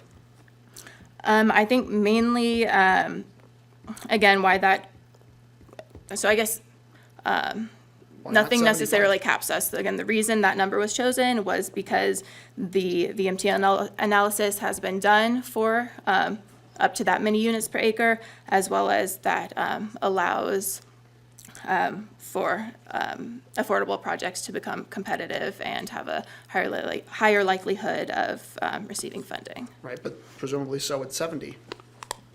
Correct, and if council has an interest in going higher, that can be discussed. Perhaps. Is there a restriction on the city on deleting that limit? So that the limit is whatever a developer can build that will be populated with residents? I don't believe there's a restriction. Hillary, you can add on if you'd like. However, it would have to be approved by TRPA and go through that process as well. So I could add a little bit to that, just for background information. So we did come to 65 dwelling units per acre that we felt would fall within the environmental review that had already been done for the TRPA regional plan. So not kicking our area plan amendments into environmental impact report requirement, which is costly and takes time. With that said, TRPA is also looking at removing that maximum density, I believe, only in the town centers and only for affordable housing projects. So they're not looking at doing that for market rate projects. They are in their process of doing the environmental review on that. So if they do get to a point where they can show that there is not environmental impact by going again above that 65 dwelling units per acre, then we would be able to follow in step with them. What's the timeline on that analysis at the TRPA that's currently ongoing? They're telling us that they'll probably be bringing these are the kind of the housing package from the Tahoe Living Housing Working Group. they'd be bringing those forward in the fall. So that broadly slots in with this timeline here. So we might be able to delete the housing density limits for affordable housing projects within the timeline that the TRPA is already considering doing that within the timeline for doing this area plan amendment, because this is an order of half a year thing anyway. Right? Yeah, so I think if that's something that the council would like for us to continue looking at to see if we want to align with what TRPA is doing there, then we can certainly do that. Yeah, I mean, and particularly, yeah, you could say it's less, if there needs to be a conditional that's for affordable housing, that's not a negative, that's an incentive. And then the next one was, you mentioned streamlining review for residential projects, that there's a higher level of review requirement for affordable projects than there is for market rate projects, which seems backwards. So that is specifically for projects that are receiving bonus units from TRPA. Okay. Regardless, we still see it as a barrier to affordable housing. It can add a few months to that process. So this is something we are proposing. I do want to note that, as I mentioned, next week we're going to RPIC, and this is something that I believe we'll have to wait and hear their feedback on, and to see how likely it is that they would approve. Is that inverted review requirement, is that specific to TRPA, or is that city issues as well? That is, so it is a TRPA requirement, again, because if the project is using those bonus units from TRPA. Let me rephrase the question. I can- If they're using bonus units from the TRPA, does that incur additional city permitting requirements on when those are used for affordable housing by the city? Not I guess as what I'm part of driving our at is, process, can no. we are there fees and issues we can waive to zero out whatever the city component of review is associated with permitting for affordable houses? If you come to the city for permitting affordable houses, then the amount of money we should be charging developers when they're coming for those purposes is zero. Well, So Mr. I'll- Robbins, I'll- not to, I just want to bring up kind of what we're doing today with giving direction on this area Okay. plan. I mean, the fees, I totally think is something we should tackle, but I don't know that that's exactly what the That's area on the plan area. and Oh, the fair kind of enough. direction we need to So go with. All right, so. I can speak to your first question about where that, where the requirements for what level of TRPA review applies Yeah. to different types of projects. That lives in the TRPA Code of Ordinances, so it is in the regional plan. We are still in conversation with TRPA about whether we can actually amend that through an area plan. But those standards were developed, I can't say exactly when, but it's decades ago, where they had determined that they wanted those higher levels of review for projects that utilize bonus units. So in our world today, bonus units equate to affordable housing projects. Residential units of use equate to market rate projects. So essentially, we have and this is only in the TRPA review process. The city's review process is the same Okay, fair enough. regardless. All right. Except for fees, which lives in our Which fee lives in the fee schedule. code, yeah, okay. All right, special events area, this is the revitalization and economic development slide. What are we talking about here? Another event center? No, Could so you it would describe just what be this a designation. So for example, Ski Run Boulevard is a designated event area. It Farmers is, markets and the like, sure. right, so there's no, it's not associated with a specific development or business. It is just that that area has been deemed kind of appropriate to handle the capacity of parking and things like that that are associated with an event such as the farmer's market. In that area, which I believe there's one at Heavenly Village as well, the city has kind of a permit agreement with that entity, so whether it's Padma or the Ski Run Business District, that applications for events in that area meet the criteria of that permit. And so in doing so, each application does not have to come to the city, and it has kind of that preset list of guidelines that the event should meet. My concern is that the last special event that was held in the Y area was the Lake 2.0 car rally. And that's probably not the kind of special event we want to, be permitting for the city of South Lake Tahoe in our environment. So I guess I'm curious, like, how does that get structured in a way that the types of events are sort of community benefiting? Well, So the- if you don't mind, just because I want to clarify something with Lake 2O. I mean, that was not a permitted event for one, and I think that I hear what you're saying with that, but we just want to clarify. I think for the good, the city definitely didn't permit the Lake 2O rally. It's not. Yeah, it wasn't a city permitted event. But I would like to not have that be permitted under So- a new permit scheme where we've designated this as a special events area that an independent body can approve, and now that's a straight up permitted event instead of So being an illegal event. So I'm the trying way- to understand how that would work. The way the special event areas work is that if there's an entity that wants to manage a special event area, they develop special event guidelines that are approved by the city.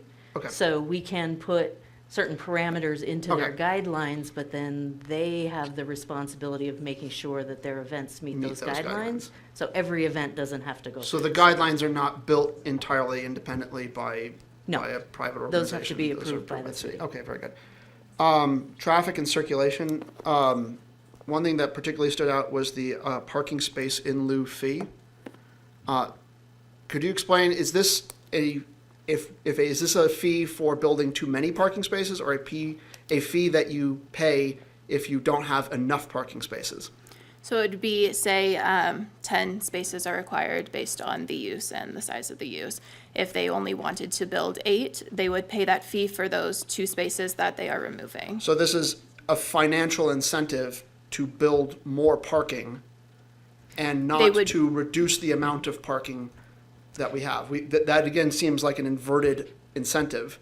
So So I just want to understand that's a fee for a business or a developer that decides that they might want to have slightly fewer parking spaces, that they're going to be assessed an additional fee for that. So Okay. the goal here, the concept that we're looking at is, parking is something that if a developer has to build parking, that is an investment that they're making into parking. Rather than putting that investment into parking, they can reduce their parking requirement, use that for valuable floor area for their project, but we're also trying to generate a mechanism to be able to improve the alternative transportation infrastructure and services that are serving that property. So that property owner, rather than putting their investment into building a parking space, they will use that space Yeah. to make a profit, and they will provide that investment that they would have used to build the parking space to our collective efforts to provide better services. Right, but that seems backwards from what we want. We want to incentivize using fewer cars. We want to incentivize developers to encourage biking, to encourage walking, to encourage public transit. And a way to do that is to incentivize developers to not build massive acres of parking lot. The fee should be the other way around. If you want to build a shopping center with an acre of parking lot, then the fee should be to then compensate the city and to build public transit in exchange for that. Like it's backwards. So, all right, I just wanted to make sure I understood that the intention here is to penalize developers who would choose to build less parking. That seems inverted to me. Hillary, if Okay. I can jump in, Ben. Councilmember Robbins. You're hearing. Fine. I mean, think about an think so. infill development site that's looking to redevelop from an old 1970s single-story commercial development that has quite a bit of parking right now, and they want to maximize their floor area, and the new parking codes would require a certain amount of parking level, but that interferes with their desired vision for how they want to build it. This is a tool that would allow them to say, I'm going to pay 2 times that parking fee to avoid not being able to build the site how I want to. So it's just a tool. Yeah. I don't know if it necessarily discourages building parking, but it's a tool for a developer to redevelop is how I read that. And it is exactly as you say, we want to provide opportunities for projects to not develop as much parking, because we hear that a lot from developers that, oh, it's the parking standards that make my project not feasible. But we also are looking for ways, and if council wants to provide direction on this, looking for ways to have private development also participate in the investment in our community infrastructure. The incentive structure seems backwards. We should just reduce the requirements for parking spaces. Well, Mr. Robbins, if you don't right? mind, let's just stick to But- questions because we got to do But public I wanted comment to and then make we'll sure I come back. understood, I want to make sure I understood that's what the parking fee is, so. I think we Yeah, got no clarity worries. that there's maybe some confusion on that Okay. language and how that would operate, but, good clarifying question. and Area- Policy direction is needed on that. Area plan expansions, addition to the neighborhood professional district, that's the Eloise and James Avenue. That's to make it amenable to being commercial office space, that kind of thing. Was that what I understood correctly? Does that restrict it from being housing as well, if that's what a developer wanted to put there? No, Or is that in housing would still addition be to? allowed and at a higher density with more allowed coverage. Okay, so that's in addition to, but that would still allow high-density housing in those spaces. Correct. Okay. And then lastly, we talked about permissible uses. And then several points, we talked about employee housing and putting employee housing on the same level as multifamily, multi-person workforce housing, and not requiring separate permitting. But employee housing is a different animal entirely from all those types of housing. So I want to make sure that when we said employee housing, we understood that is, what you mean by that is that is housing where your ability to stay in a house is tied to working for a specific employer, where if you quit that employer, you have to leave that house, that home. Right, that's not a misstatement for workforce rather than employee, because sometimes those terms get confused. As you said employee housing here currently has, and you mentioned that has special permits, so I'm gonna make sure that's what you intended. Correct. So this would, by including with multifamily, we would also, that definition itself would change to include properties that are managed or owned by the employer. Okay. I also want to note that, that doesn't always mean that a property is built and owned. It can be those agreements between, so Sure. it would also open up opportunities for. I just wanted to verify that because sometimes people use employee housing and they mean workforce housing, and the terms get mixed up even in professional context. I just wanted to verify that that's what was intended there. Okay, those are my questions. Great, thank you, Mr. Robbins. Mrs. Wallace, you have any questions? Thank you, Mr. Bass. I have no questions at this time. Great. All right, Mr. Friedrich. Thank you, Mr. Bass. I'll just a couple quick questions. Some of them were already addressed. So, just following up on the 65 units per acre for residential development proposed. Ms. Rover, you did mention the Tahoe Living Working Group. Recommendation is to restrict that to affordable housing. There was discussion there that I participated in that we didn't want to encourage luxury units or luxury condos or conversion to vacation rental units within the areas allowed in Measure T, for example. So was there a reason to not specify in this case that those would be affordable or achievable, or is there some benefit that to leave it more open to market rate? I'd be curious to get your response on that. Want me to respond to that one? Yeah, I'll go for it. The concept that we have currently does not distinguish in terms of allowable density between market rate projects and affordable projects. They function very differently. As we've learned through the Sugar Pine Village project, when you have deed-restricted affordable housing, it requires a significant subsidy in order for it to pencil. And along with that subsidy also comes a whole lot of requirements that make it more expensive to build. It's kind of an interesting situation there. So we wanted to also provide the greater densities that might make market rate projects pencil at those higher densities. Right now, what we're getting is the large condos because that's what the market will bear in terms of what's, when a builder's looking at a parcel, the best use to maximize the marketability of those units. So we wanted to increase that density to potentially make market rate projects of smaller units pencil. Whether we want to limit to only affordable housing, unless we actually require affordable housing on a parcel, if we don't even provide that option for higher density market rate, we're absolutely going to get a lower density product out of that development.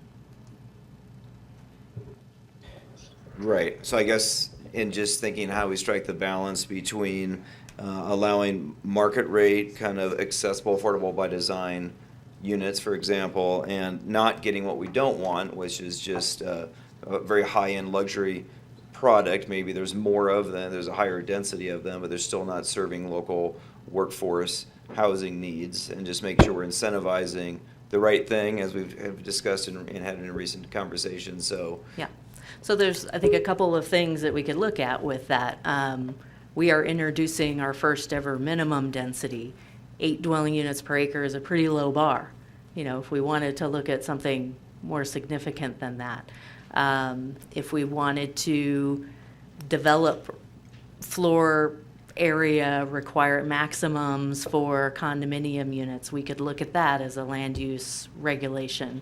You know, the council's also looking at the inclusionary housing ordinance that, per your direction, would scale the affordable housing contribution based on the size of the market rate units. So there's a lot of different things that we can do there. If the council would like for us to pursue options to, through land use regulation, limit the size of, say, condominium units, then we could look at that. yes. I think those are all thoughtful responses. Thank you. And also thank you, Ms. Kashula, for a very thorough presentation. I just one additional question that came up in relation to Mr. Robbins' questions. The idea of parking maximums have been discussed as opposed to parking minimums. Was that looked at, and could we, I guess, in a sense, following up on that discussion, could we set parking maximums and then turn the fees on their head, and if you're going to exceed the maximums, then you pay into the fee, pay an in lieu fee, and so just, I guess, just a question to the staff is, did you look at that as an option, kind of getting away from minimums and to go towards a maximum structure and inverted fees? Mm-hmm. Yeah, so that's something we have heard through some of our comments. However, I think the overwhelming sentiment from stakeholders and Planning Commission was kind of hesitation at doing any significant reduction of parking. There was kind of a feeling that it would be premature when our transit system isn't really reliable enough at this time to replace the reliability of a personal car. However, if that's something the council would like to discuss and explore, it can be considered. I also want to note that a lot of these parking alternatives are kind of come from a recent state law that states that local jurisdictions can't enforce a parking minimum fee if the parcel is within half mile of a transit stop that has 15-minute or less headway. So I just kind of want to point out that state level, that's kind of what identified as being sufficient to support the significant reduction in parking. Unfortunately, we are not there, which is why that law does not apply to us. And so while that can definitely be explored, what is listed here as kind of examples are ways to kind of move in that direction and help create a land use pattern that would be conducive to having the 15-minute headways with higher densities and the ridership to support that. Just some context. I'll just add to that. We did hear very clearly, primarily in the stakeholder workshops, that generally there was support for increasing density, reducing parking, but it came with a caveat every time. We have to be able to provide reliable alternatives year-round. So that's something that we want to make sure is still a very high priority for the city, as we know it is for the council. And we'll be building some of that kind of policy language into the area plan. Now, how we want to kind of work that puzzle, chicken and egg, what comes first, what comes second, we're welcome to your feedback. We were really looking for ways that we could provide some parking reduction in exchange for more resources to be able to solve that transit and transportation problem. Thank you for the clarification to both of you, and I think that should inform our transit investment considerations, the criteria we need to hit on 15-minute headways and citywide service. And it does make sense to have that in place, but it'd be good to know what markers we need to achieve when we're investing in that system, so that we can look at taking action on things like parking maximums or reducing parking in line with state legislation. So that's all I have for now. Thank you. Great, thank you, Mr. Friedrich. I do have one quick question around, with and I think this could fall possibly in the vision plan, but I'm curious if you know of any way, when we talk about more the kind of business and commercial space and around kind of local business serving local economy or local serving locals, and how we can incorporate that, if there is ways to kind of how we look at affordable housing in the residential development. Is there ways to incentivize that beyond just putting it into our vision plan? And yeah, I mean, I think that should be in almost every area plan in our type of community, but I'm just curious if there's any way that to incorporate it.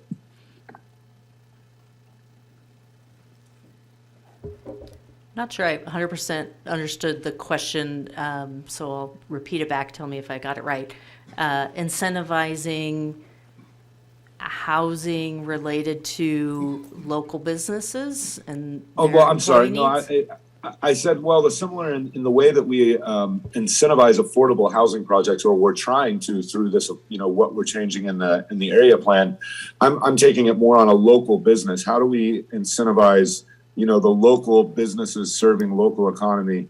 And I know this has been done in places like Berkeley, where they really try to incentivize development that isn't from Wall Street, but more from Main Street. And so I'm just wondering, is that something that's doable in the area plan? I just noticed in our vision, we do kind of touch on some of that, but I didn't see anything about local businesses or locally made products or things that we can try to motivate in the development that takes place in this plan. Guess I don't have an answer for you just offhand, but that's definitely something that we can look into and see how we can address that in the area plans.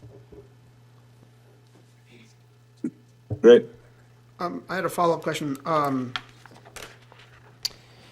In the housing, we're talking about setting a minimum housing density standard. Do you know offhand, and I would only have an estimate, but do you know offhand what is the housing density for that? I think it's a 6-unit Airbnb development on 89. I think that occupies like half an acre of land, and it's got about 6 units, right? If I'm thinking correctly, I believe, there's one on Fifth Street that actually, let's see. Just roughly, just because that should give you an example of that's the kind of housing development that is technically housing under the TRPA allocation scheme, but is 100% year-round Airbnbs, meaning it provides no housing. But the density on that is not particularly high, but I think it's considerably higher than 8 units per acre, because I think that's like a half-acre lot. If I'm thinking of the one you're referencing correctly, it's 2007 Fifth Street, kind of on the corner of 5th and 89. That is correct, a half-size or half-acre parcel. There are 6 units there, which comes out to a little close to 12 units per acre. Allowed there is 25. And I think that's something to note. Just kind of what we've been seeing over the past few years, a lot of projects, affordable or not, do not reach the current maximum of 25. But to answer your question, that one's close to 12 units per acre. So John, that goes to your point about setting minimums to incentivize the right kind of development, because like 12 units of an acre penciled out perfectly well to build an Airbnb hotel using residential units of use in the process, which is exactly what we like. That's exactly what we don't want for this type of. We want housing for people to live in. So setting the minimums higher than that could, we want to set presumably we want to set the minimums at some point where that doesn't pencil out. Do we have an idea where like an Airbnb type project doesn't pencil out anymore at a density level? That's not information I have. It might not be information that exists, fair enough. But it's clearly not that. It's clearly more than 8. And I think All it's right, the well, let's take it out to public comment, and then we'll come back for some direction to clarify. So I'll bring it out to public comment, and I can't see the room, but I'll take a wild guess, Mr. Mosier. Mr. Bass, Mr. Bass, would you like me to help you with this? Since you Well, can't see the yes, room? just because I cannot see the room. That's right. Yeah. Mr. Barnett, you can come forward. Thanks, Ed. Good afternoon, council. My name is Lynn Barnett. I'm with Wells Barnett Associates, and I'm representing the South Tahoe Association of Realtors tonight. We have a parcel which is in the area proposed near Tahoe Keys. We had an application in to amend Plan Area 111, Special Area 2, which is a mixed-use neighborhood. We have commercial, existing residential, and public service. So the Realtors, that's a public service use membership organization, just to be clear. They have an underutilized building, and they'd like to put some of the uses in there. And so we're happy to be included in the proposed neighborhood professional district and kind of wrap our plan area amendment application into that. It's not real clear, but I understand that if the city would like to or wants to make that part of the town center, we really would like to be part of the town center for a number of reasons, not the least of which is VMT mitigation. We're very close to Highway 50, just separated from the main corridor by one commercial row of lots. And so we would like to do that. Other than that, I just want to thank your staff. They've been very helpful in kind of getting this thing going and having all the conversations with TRPA, which I don't have to do anymore. So anyway, again, we are in favor of this. We would just hope that the town center designation is applied to that neighborhood. Thank you very much. Thank you, Mr. Barnett. Please. Oh. Go ahead. Mr. Mosier.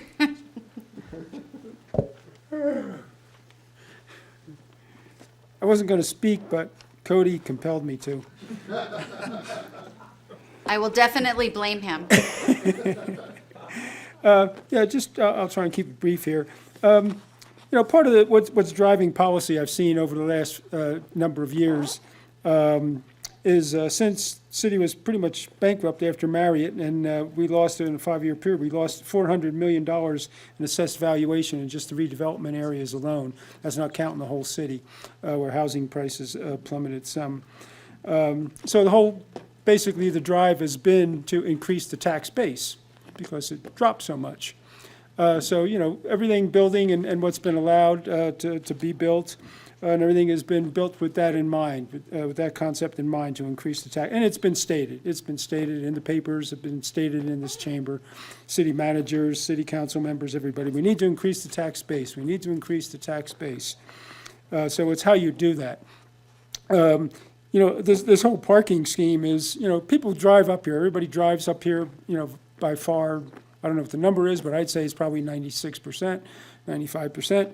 They need a place to park their cars, where they're staying, where they're going to go before using transit. But they're not transit-oriented because we don't have a transit system at all, and that's quite a few years off. So, you know, restaurants don't have enough parking. A lot of the places you go, there's not enough parking. You're about 2,000 parking spaces short down in State Line in the tourist core area. With the event center, that's going to create even more parking on the California side, parking on all the streets there. Where I live, it's during the concerts and everything there at Harvey's, the streets are packed. So, you know, you need to have a place for them to put their car, to get out of their car, to use transit or to walk or take their bike to a destination. The landing where you had your planning thing there, strategic planning meeting, you know, they have the restaurant that wasn't there before, and then they put a hall that holds in for weddings and stuff and banquets that holds 80 to 100 people on top of the restaurant, neither of which were there prior. Where do they park? They park across the street at the beach. They park all the way along State Line Avenue. They park down my street. They park everywhere in the neighborhood. So, you know, this whole concept of less parking doesn't jive, and it's not solving problems, you're just creating more problems. They do need a place to park, and then get out and hopefully use transit, walk, use their bicycles. A lot of people bring bicycles up.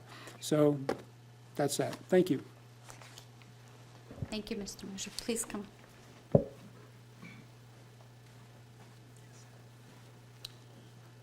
Hi, I'm Seth Daleb, your friendly neighborhood, unemployed, affordable workforce housing developer. By way of, just to give you a recap, my partners, investors, and I built over 500 market rate workforce housing units in the city of Seattle before I moved here. And I would love to do nothing more than to be employed and solving that problem. What we saw on the presentation is a lot of good intentions, and there's some good ideas in there, but I wanted to give you a brief idea of what it would take to get an actual developer to actually develop affordable housing in the city. I want to quickly differentiate between what I call capital A affordable housing and lowercase a affordable housing. Capital A affordable housing is Sugar Pine Village. Takes years, $850,000 a unit. A lot of that is leveraged money, a lot of that is state bureaucracy. Please go do that. There's a role for it, we need it. Great, go do that. However, if you want to incentivize builders like me to build units that have rents in Seattle of $1,000 to $1,200 a month, we have to get rid of a lot of these restrictions. And I understand they come from a good place, but they make things not pencil out. Housing economics is a lot like pushing on a underinflated balloon. If you push on one side, it's just going to pop up on the other. So for an example, if you have a maximum condo size, what I read as a developer is I need to put in higher end finishes to increase my dollars per square foot. So you're going to end up with a lot of smaller but nice, expensive units. You're not going to end up with units that come out affordable.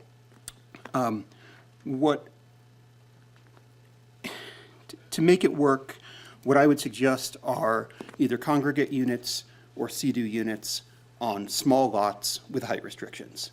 And that would require waiving a lot of the density, would require waiving a lot of the parking, but it would create similar environmental impact to what you have now, which is 5 people living in a 2-bedroom house. Let me see here. I'm sorry, I have some disjointed thoughts here. So the buildings that we've constructed in Seattle have densities of 160 to 200 units per acre, which would make people freak out. But if you have the height restrictions on there, we'd be talking like 20 to 30 units on what now is a single-family house.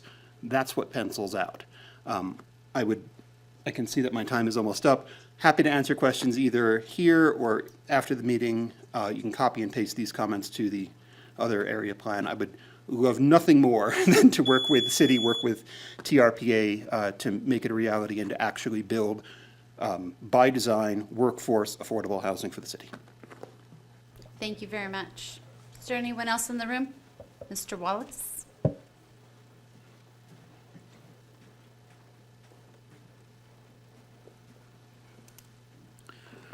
Honorable Zoom Pro Tem Mayor and Council.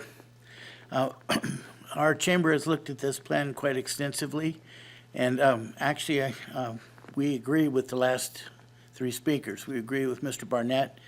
It makes sense to do the cleanup language. Our chamber worked on this plan for about 20 years, and frankly, I think it's one of the better, well done plans. There are just a few tweaks that need to be made, and your staff's done a good job of cleaning those up. We also agree with Mr. Mosher. Parking is kind of like the balloon the gentleman talked about. People drive up here with their cars, and they have their dogs, they have their bicycles, and things like that, and their transportation doesn't always work for them. And to not have enough parking places just causes people to circle and drive throughout the community and actually causes more traffic problems. So we agree with Mr. Barnett, we agree with Mr. Mosher, and the last speaker, we certainly agree with what's what's in place right now is artificial boundaries that keep some of these projects from actually penciling. And we're hoping that when and if the public-private developer idea takes hold better, that people like the forward gentleman get to have their day, and that some of the rules that we hold so dearly to are released so that we can get the housing we need. Thank you. Thank you. Anyone else in the room? Mr. Spiel.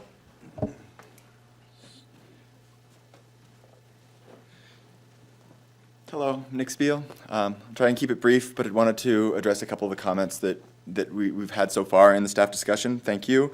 Regarding the maximum density, one piece of information that I've learned recently is that, for Sugar Pine Village, they were sort of considering that 60 units per acre was the minimum density at which it could even make any sense, even with all of these subsidies. And so I think, when I had heard this discussed, they were talking about setting it 60, 65 to align with that. But setting the maximum so close to the minimum leaves very, very little room for play. And so I would really love to see a higher maximum density. And of course, we'll still see some projects come in at 60, but allowing something higher seems better. And it's kind of frustrating. Sometimes it seems like the TRPA environmental analysis, it was already done for the 65, right? The 25 plus 40. But I would hate for us to not allow higher density because we're concerned about too much VMT, right? The reason for higher density is to reduce VMT, to allow people to live closer, and say, oh, there's going to be too much VMT, we're going to make people live further away. Doesn't seem great. One loophole maybe you could, or not loophole as much as just sort of like rhetorical device that you could use is this ratio of the VMT of two tourist units is the same as the VMT of 3 housing units, something like that. So if you're doing your 25 plus 40, maybe you can work that into the math. To discuss parking, I get it. There's a chicken and the egg problem, right? We want people to not use a car. We want them to ride the bus. Bus doesn't run very well. We got to start somewhere, right? If we don't improve the bus until we have the dense housing, or if we don't build the dense housing until we have the bus, we're just not going to get anywhere.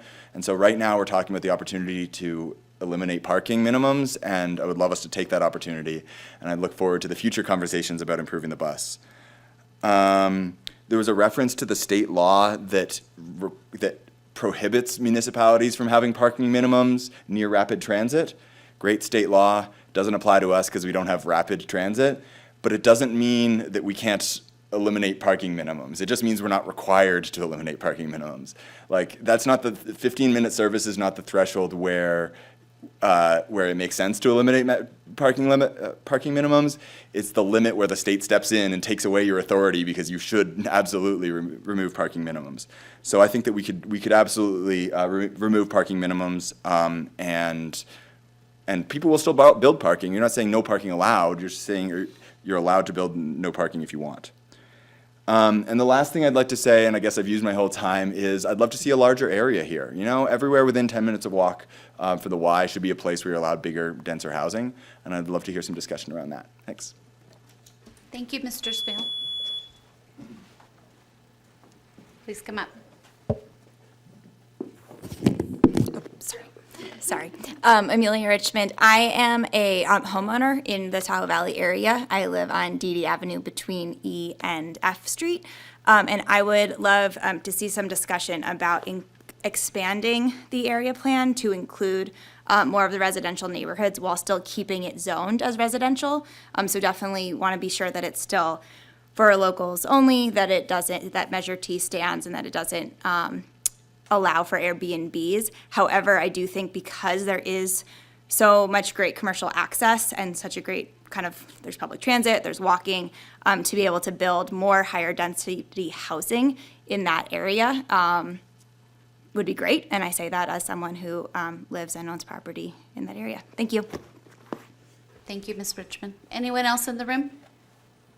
Okay, seeing none. We'll go to Zoom. We'll go ahead and open up our Zoom platform for anyone who wants to provide public comment on agenda item 14.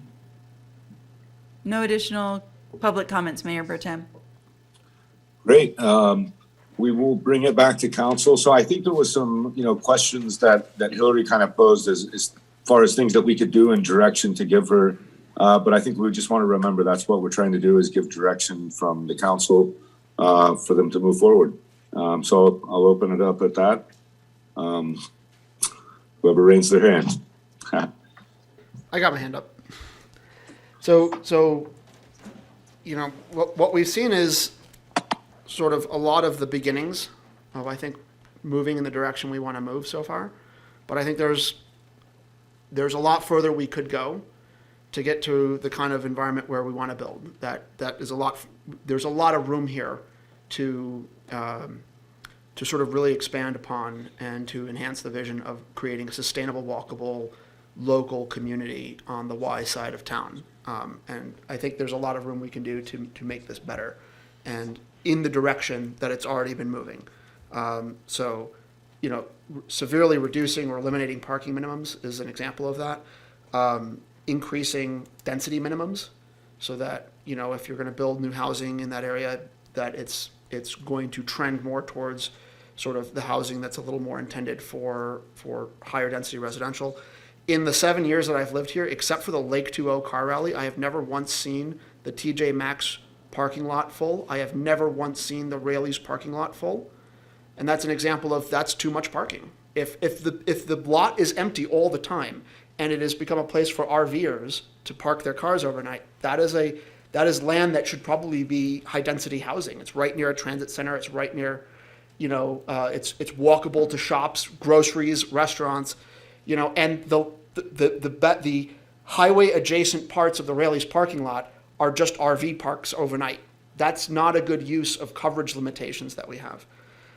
So I think there's a lot more room to be aggressive. And as far as concerns about parking, I attended that planning commission meeting. I do not recall a concerted set of concerns about there not being enough parking. I recall the conversation being pretty much about, we probably could do with a lot less empty parking spaces that we have pretty constantly. And at the end of the day, that's going to be the developer's decision. We're not saying you're not allowed to build parking. You're just saying you don't have to build an acre of pavement that you then can't put housing on, as a mixed-use development. So I think there's a lot we could do there.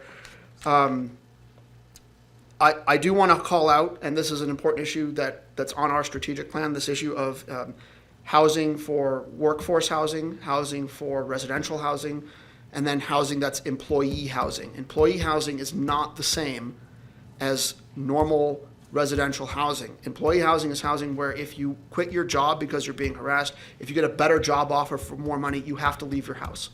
You have to leave the home. That is a different beast entirely, and we should not be incentivizing the development of specific employee housing. That creates a vulnerable workforce that is limited in their job opportunities because they've tied where they live and their ability to live here to working for one specific employer. We should be focusing on workforce or affordable housing where people can live and then choose the job they want. That's basic capitalism, and that's the ability to change jobs and move up in your career.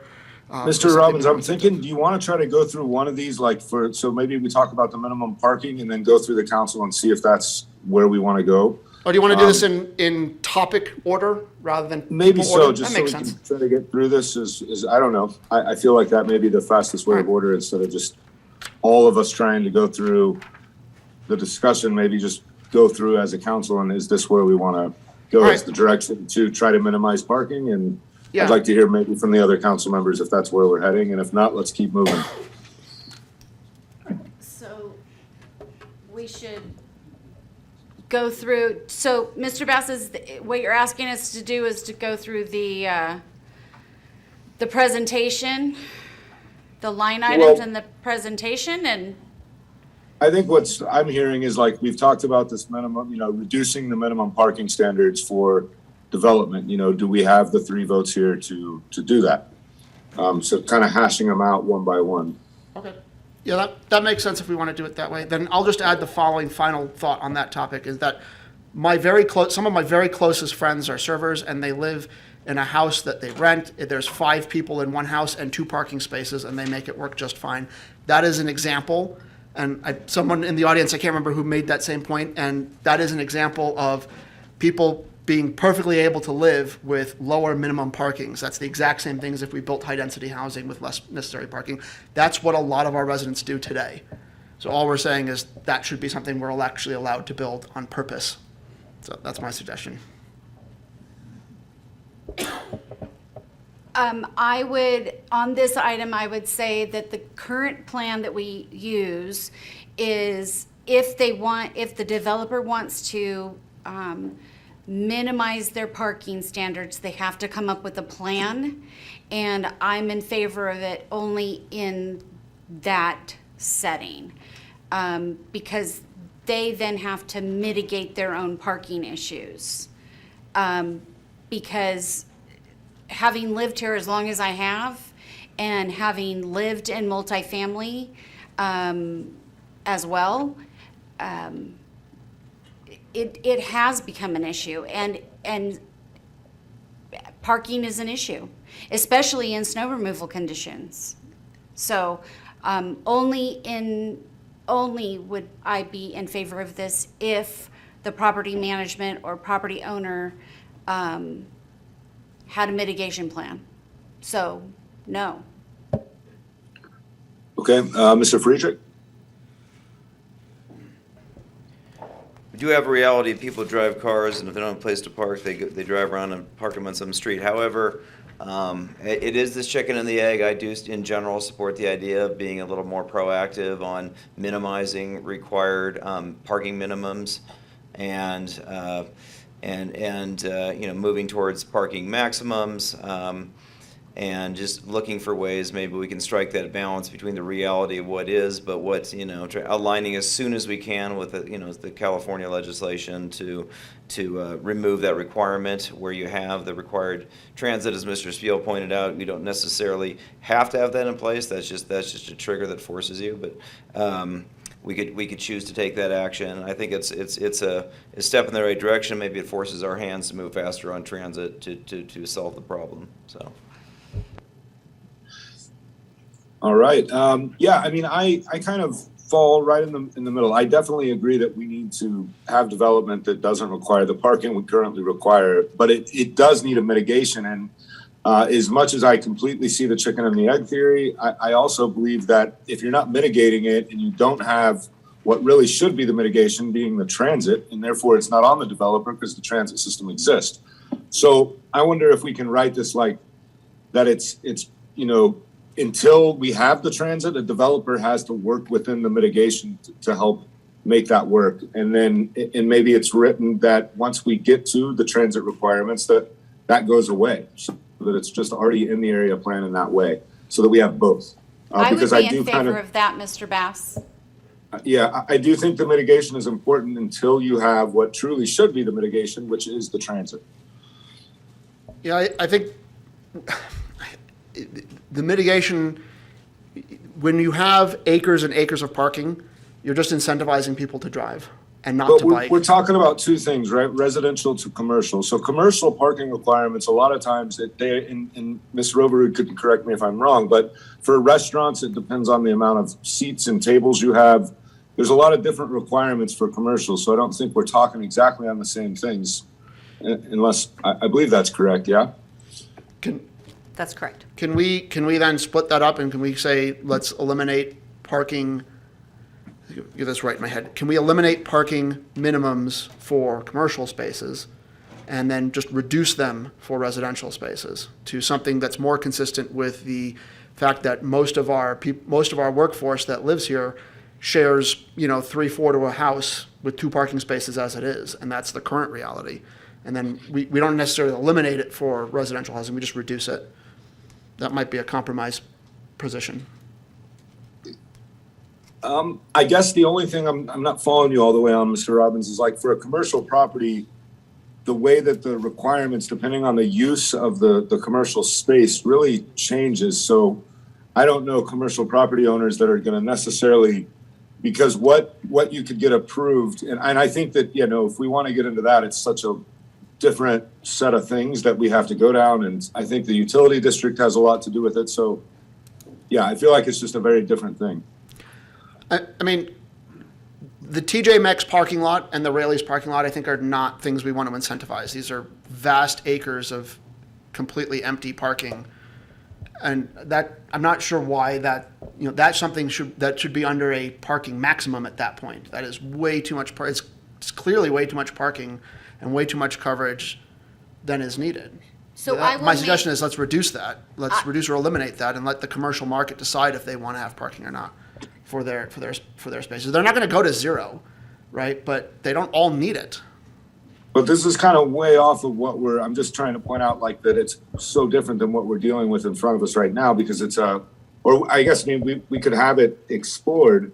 But if we're talking about incentivizing affordable housing and the commercial parking and commercial zones don't have much to do with it. Fair enough. I mean, it is worth noting that about half the land area that is going into Sugar Pines is parking, right? Half of the coverage land area for Sugar Pines is parking lots. And that's a lot of housing opportunity in terms of coverage that we could have had, that could have been denser. And we're in a crisis, like every amount of parking matters. I would like to see it go to zero, but a compromise might just be to lower it lower it a fair bit. Ms. Roverud, did Sugar Pine build at their maximum density that was allowed at the time when they did their permit? Density or parking? Density. I do not recall density. Because it's 10 acres and they're building 248 units and the maximum density was 25 per acre. Correct. 25 is the maximum density. They built at about 22 units per acre. Okay, so very close. And for the parking on that one, it fell under California state law, SB 35. Yes. We were not, they were required to only do one parking space per unit. Per unit. So, if you look at the difference between the Y, the two properties that you're using as an example that were built decades ago, and for instance, the Bijou Creek Marketplace, the amount of parking built at that facility, Bijou Creek Marketplace, compared to the Y properties that you are referring to. The parking is a completely different situation based on newer standards. I shop at both of those stores because I live right around the corner from those two stores, and those parking lots are full quite frequently, especially when snow removal is there, when there's snow in those parking lots. I had multiple occasions over the winter time where it's very difficult to find parking. So are we talking commercial again then? Yes, because we are talking about both commercial and residential. Okay. Because you're indicating that you would like to decrease or reduce parking on both. Correct. Okay. So we are talking about both. I think that we have standards for both, and I am not in favor of reducing either, except for in the residential when they have, we have state law that allows them to go down to one per space, because if I'm not mistaken, Ms. Rover, you can correct me if I'm wrong, prior to SB 35, it was 2 parking spaces per unit. Right, so SB 35 only applies to affordable housing, so deed restricted affordable. 2 years ago, we amended our citywide residential standards to require only one space for studio and one-bedroom units. And then we kept the 2 spaces per unit for larger, which has been the standard for a very long time for residential. Right. How about a 2-bedroom can have one parking? Set the minimum down so that a 2-bedroom only requires 1 space, and then 3 and up can require 2. That's that's a reduction. It's not an elimination. The only way I would be in favor of that is if the property manager or the property owner did the mitigation that we currently require. But the goal is to reduce the incentive to build giant parking lots. The goal is to increase density, increase land coverage use. So the goal is not to penalize with additional fees. The goal should be incentive. We should be a commercial lot that is building like like at the Tahoe Bagel Company, at the parking lot out there, that is acres and acres, that's what we should be putting an in lieu fee on the other way around. And But without the mitigation, all you're incentivizing is people parking somewhere else. You're Or riding if their you don't bike or build taking it, the bus. They won't come. Or- Because we don't have a bus and not everybody rides bikes. we are currently in the process of expanding Lake Link, right? We have committed to that. We are currently in the process of municipalizing the bus system. These are all things that are in the works, and all of these plan area changes are things that will phase in over a decade or more. And that's wonderful, 'Cause and that's this why isn't gonna we change said overnight. we So, will can I change try to it just as bring soon it as back, we have 'cause we those still things have in a- place. We still got quite a bit to hash out on this, so let's just bring it back real quick. I feel that for me, what I can support is that, yes, we are able to move the area plan when the transit is met, and maybe that's because of the commitment we've made with micro. We may be there much quicker than we thought, but I do think it's important to have mitigation required before transit is there, and then it's the motivation for us to get the transit where it needs to be. To support housing and All right. support parking reductions. Cody, how about we set that threshold at 30-minute service, which is above the California minimum, but is what we are supposed to be having, what we had until this season, bus service. That's a threshold for reasonable bus service that's functional. 30-minute headways is not an unreasonable standard. It just doesn't have to be, it doesn't have to be the state minimum. Ways is not going to get you a different answer. Cody, does a Well, 30-minute I think so. headway? I just feel like if that's something that we're willing to do, we're giving direction for the staff to kind of bring it back in the way that it would look. But I feel like we want to know, I'm not saying I disagree with you. I just don't know enough about, is that the right standard to really mitigate what we're talking about? So I would just ask the staff to bring it back. If I may, Mayor without- Pro Tem with kind of Bass. looking at that, if it's possible. Yeah, no, Mayor Pro Tem Bass, this is City Manager Joe Irvin. Clearly, the council is suggesting, let's evaluate minimums.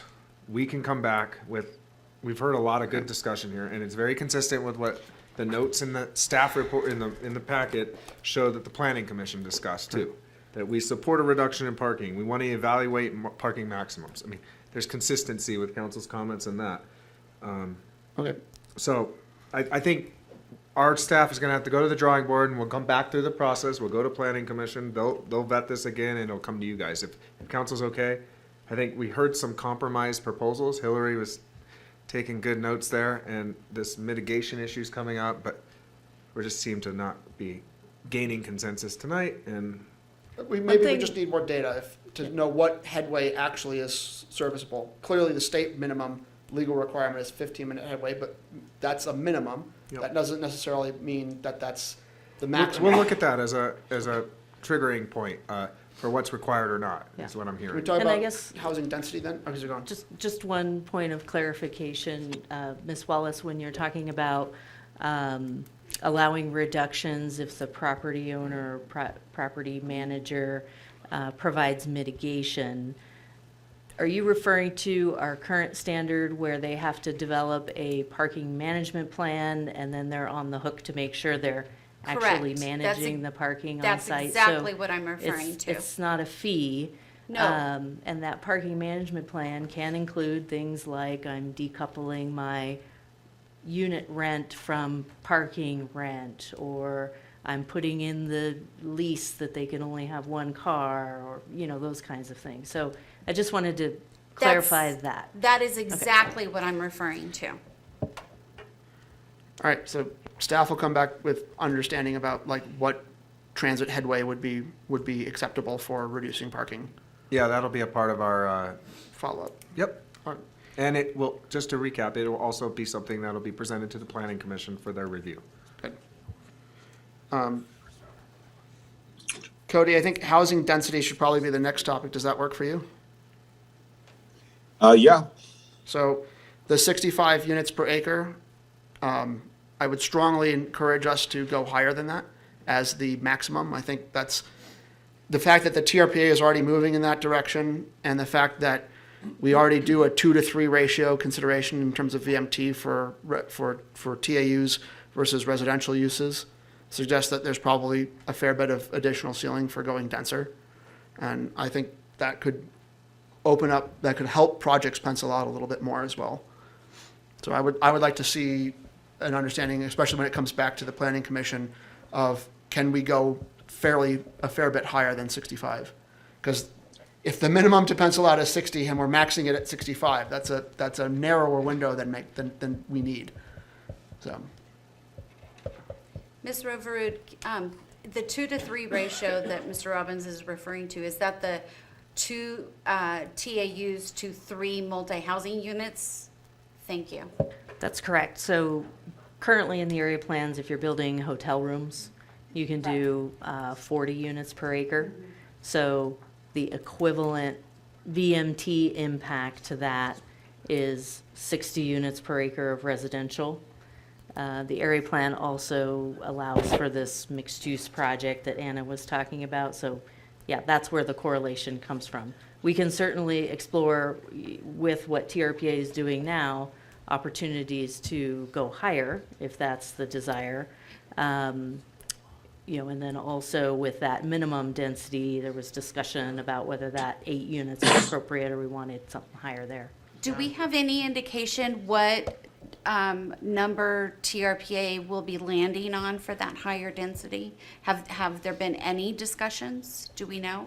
Or Mr. Friedrich, do you know? 65, right? No, that's where they're at now. So it's my understanding that for affordable housing projects in town centers, that they would not have a density maximum. Oh, okay. But for market rate projects, it would be 60 dwelling units per acre. 60 and unlimited. Yes, I believe that's what's being discussed now. Okay. I guess we'll have to go back and check that. I don't recall the unlimited element, but so I guess what you're getting at, Ms. Robbins, Ms. Wallace, Mr. Robbins, Ms. Wallace, or both of you, is that putting those two ideas together, it could help projects pencil out if we got rid of the cap, but would that align with where TRPA is, right? That's exactly where I'm at, because whatever we decide in this process has to be ultimately approved by TRPA. And so it doesn't make any sense for us to go through this entire process and have it ultimately denied by the TRPA. I mean, I'm all for pushing the TRPA, as everyone knows I am, but however, it still has to go through that process. Yeah. And so let's push as far as we can, but if they're already saying unlimited for affordable and 60 for market rate, then let's go for broke. I mean, at least at this point, and if we find out any additional information, we can adjust accordingly. Because this is an early step in the process. I don't know how many of you have been through this process. I know staff has been through it. I've been through this process before. This is an early step. We're going to get other bites of this apple. So we have time. Yeah, I mean, I would support that. Just let's just clarify with TRPA staff those details and try to align there. We're taking big steps in the direction of more density here, and I think and if it comes back to us and we can do more, then we can look at it then. But I would suggest that should also include raising the minimums as well. Not just raising the maximums, but raising the minimums, so that we disincentivize the construction of more luxury Airbnb condos. Like we can raise those minimums as well, especially in our town center sort of areas. So with regards to that, our town centers have also the tendency to be in commercially zoned areas. And Mr. Robbins, you are a part of the neighborhoods group. So you know this to be true, that the neighborhoods group specifically designed Measure T to be, to push those types of units into commercially zoned areas and the tourist core area.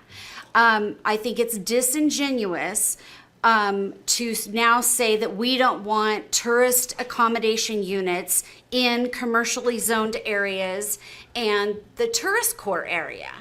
And so to make it difficult and to put up roadblocks to put tourists in commercially zoned areas and the tourist core area on purpose is adding insult to injury.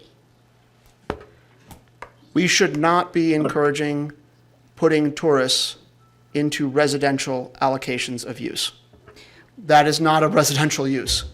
But that's currently what happens. When we build these gondola vista style developments, they're consuming RUUs, they're consuming residential allocations, and they're being used as tourist accommodation units. If you want to build a hotel in a commercially zoned area, it's commercially zoned for that. But I don't think that we want to be using our very limited supply of, our very finite supply of residential allocations to house, to be backdoor TAUs by consuming the limited amount that we can build for residential housing. We need housing for locals to live in. That is what we are desperately in need of. And there is a finite supply of residential units. So it's about what we want to incentivize when we set up our zoning. So that's why I would suggest we should increase, my suggestion specifically here, and if you want to get into a debate about Airbnbs, but my suggestion here is increasing, then we should increase the minimum density. Yet again, being disingenuous because TAUs equal RUUs on the TRPA conversion table. Not when they're used as Airbnbs. They consume an RU, and I've not been sorry. I have been on point Mayor about this. Pro Tem forever. Bass would like to speak while you two are Yes. arguing, so if you could give him a moment, please. Please, yeah, let's move on. I think we had some consensus on the last item that we talked about around the density. I think we want to stay more or less within lockstep of TRPA, and because that's really the only place we can go with their approval. Other than that, I'm trying to think through this item we have the special events.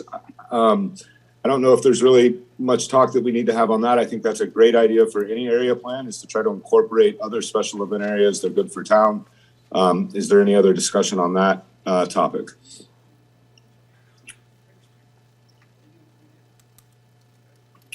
No? All right. Well then, what other direction do we want to talk about for this area plan? We had a note here on requesting coverage exemptions for electric vehicle chargers. I think we should be supporting electric vehicle chargers. That's an important environmental consideration. But if we're going to go after coverage exemptions entirely, then that should probably be prioritized for housing. I mean, electric vehicle charging is going to be the way of the future, and a lot of parking spaces and a lot of parking lots are going to wind up having destination charging as California moves to a plurality of electric vehicles anyway. The market's going to do that, and we already just passed a resolution to streamline the conversion. If we're going to go after environmental coverage exemptions for something, the priority should probably be for housing over more support for vehicles. I'm just that's just a priority of our resources. I'm just, we're talking about exempting coverage restraints for that. That would be a request, through how would that work? That would be a request through the TRPA to say, please exempt this from coverage. If we're going to make that kind of a request, then we should say, please make affordable housing exempt from coverage restrictions, or to reduce the coverage restrictions. That should All be right, the so priority. I want to go around the room for this one. So Ms. Wallace, where are you at on, should we allow coverage exemption for EV charging stations? Sure. Mr. Friedrich? Yes, and for the most part, that is going on parking lots. They're not adding new coverage. There might be an occasional transformer here and there, but it's going to be very minimal footprint. I think we need to lean into supporting electrification and renewable energy infrastructure where all possible. Yeah, and I also agree. I think that, we shouldn't be charging for coverage. We need to enhance the infrastructure. All right, so moving on. I think, again, we've gone through quite a bit of this. And again, I also want to remind us we're coming back. This isn't like a final thing here. I think we've given quite a bit of direction of things to come back. So if the rest of the council is comfortable, I feel like the staff has direction. How do you feel, Mr. Irving and Mr. Overrood? I'd like to cover the employee housing element and the fact that we're looking to make those consistent. Employee housing is not like other kinds of housing, and we have an agenda item on agenda planning specifically to bring back an employee housing bill of rights, specifically because employee housing is not like other forms of housing. It puts But should we do that, Mr. Robbins, before we try to, because again, like I was just saying, this isn't like the last time. So if we've got that on the APC, should we not do that Bill of Rights and then we could probably still get that into here? Well, that's a good question. Joe, when broadly will this go back to, say, the Planning Commission? I'll defer to Ms. Roverwood on that. Late summer or the fall, at this point. Is it plausible that you think, well, if council's direction was to move forward with implementing an employee housing bill of rights piece of legislation, do you think that would be completed before this issue goes back to the Planning Commission? My initial answer is no. Okay. Just because it falls on that plate of our housing staff. Sure. But I think the plan was that was going to be late fall, winter timeline. At most, yeah. So maybe I propose we just strike employee housing from this. And when we do the Bill of Rights, we could maybe say it can go back in once we have a way of managing this type of housing. But employee housing is not like other forms of housing. And like, yes, we want consistency between multi-person and multi-family and whatnot, but employee housing should be separated out. And we're not. Okay, is everybody okay with that on the, Miss Wallace, are you okay with that? I don't care. Okay, Mr. Friedrich. I'm not really understanding what we're gaining by doing that, so I don't really see a need for staff direction on that myself. That we should not be expediting the approval of employee housing in the same way that we are looking to expedite the approval of multifamily or affordable housing, because we don't want, employee housing is not the thing we want to prioritize. That's a vulnerable form of housing. We want to prioritize housing where people can work whatever job All they right. want and pay for their housing. I'm gonna also bring it back to, like I 5 think that it's a broad direction, and I feel like we've given a lot for our staff on this, and I think that before we define employee housing, I agree with Mr. Friedrich. I think we've given a lot of direction here tonight for them to bring back to us. And I think that I think we're headed in the right direction, so if everybody's comfortable, move forward. And I'm sure you guys could either take a break, or if you would like Ms. Cregan to come back in, let me know. I would recommend that we take a 5-minute break and get Mayor Cregan back in the room. Is that okay with everyone? I'm really good with that. Yep. Okay, we're going to take a quick 5-minute break, everybody. Great.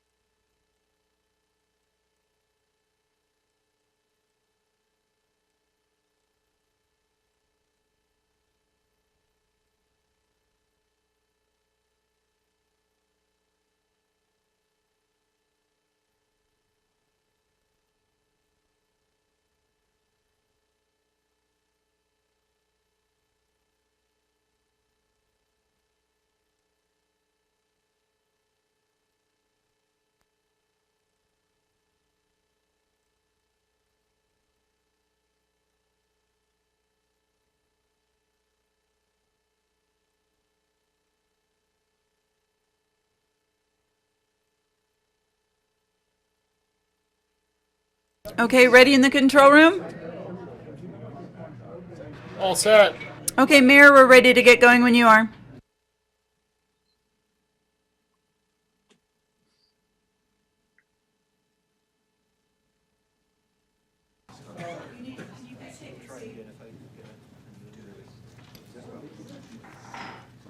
Okay, thanks very much. We will now move on to number 15, the Tourist Core Area Plan 2023 amendments, and I believe we have 2 recusals. I'll go first. So I have to recuse due to a real property interest within the tourist core area plan. And I also will be recusing due to a tourist core, a property ownership interest in the tourist core area plan.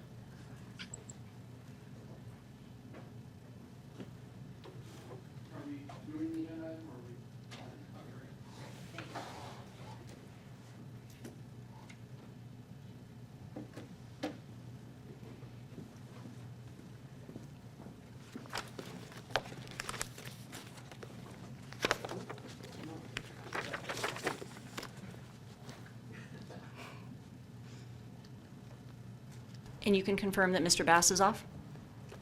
Mr. Bass is off. Awesome, thank you. Okay, thank you for waiting, and thank all of you in the audience for waiting. So it is my suggestion that we, because of the late hour, continue this item till our next meeting at June 6th. Having said that, if there are those of you in the audience who have been waiting to make public comment on this, we will take your public comment and have more food for thought for us for next time. And we'll hear Ms. Dieterich's presentation next time. So, thank you very much for waiting. Thank you, Council. And is there anyone who would like to make public comment on this item? Set the pilot, thank you.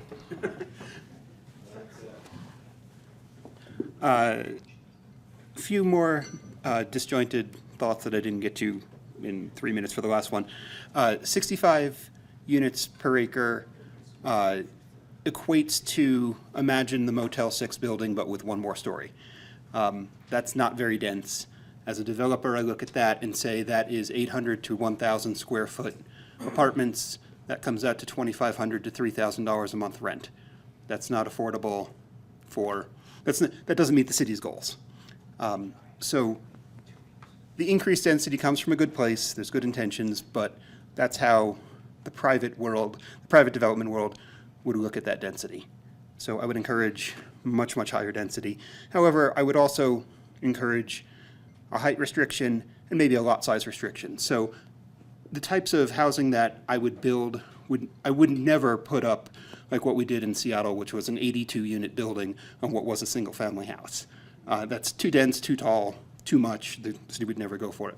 However, we also built 2 buildings of 8 units that are studio apartments, 350, 400 square feet. Those rent for $1,300, $1,400 a month. We also built a 40 unit building on what was basically one large single family residential lot, about 7,000, 8,000 square feet. And those rent for $1,100, $1,200 a month. So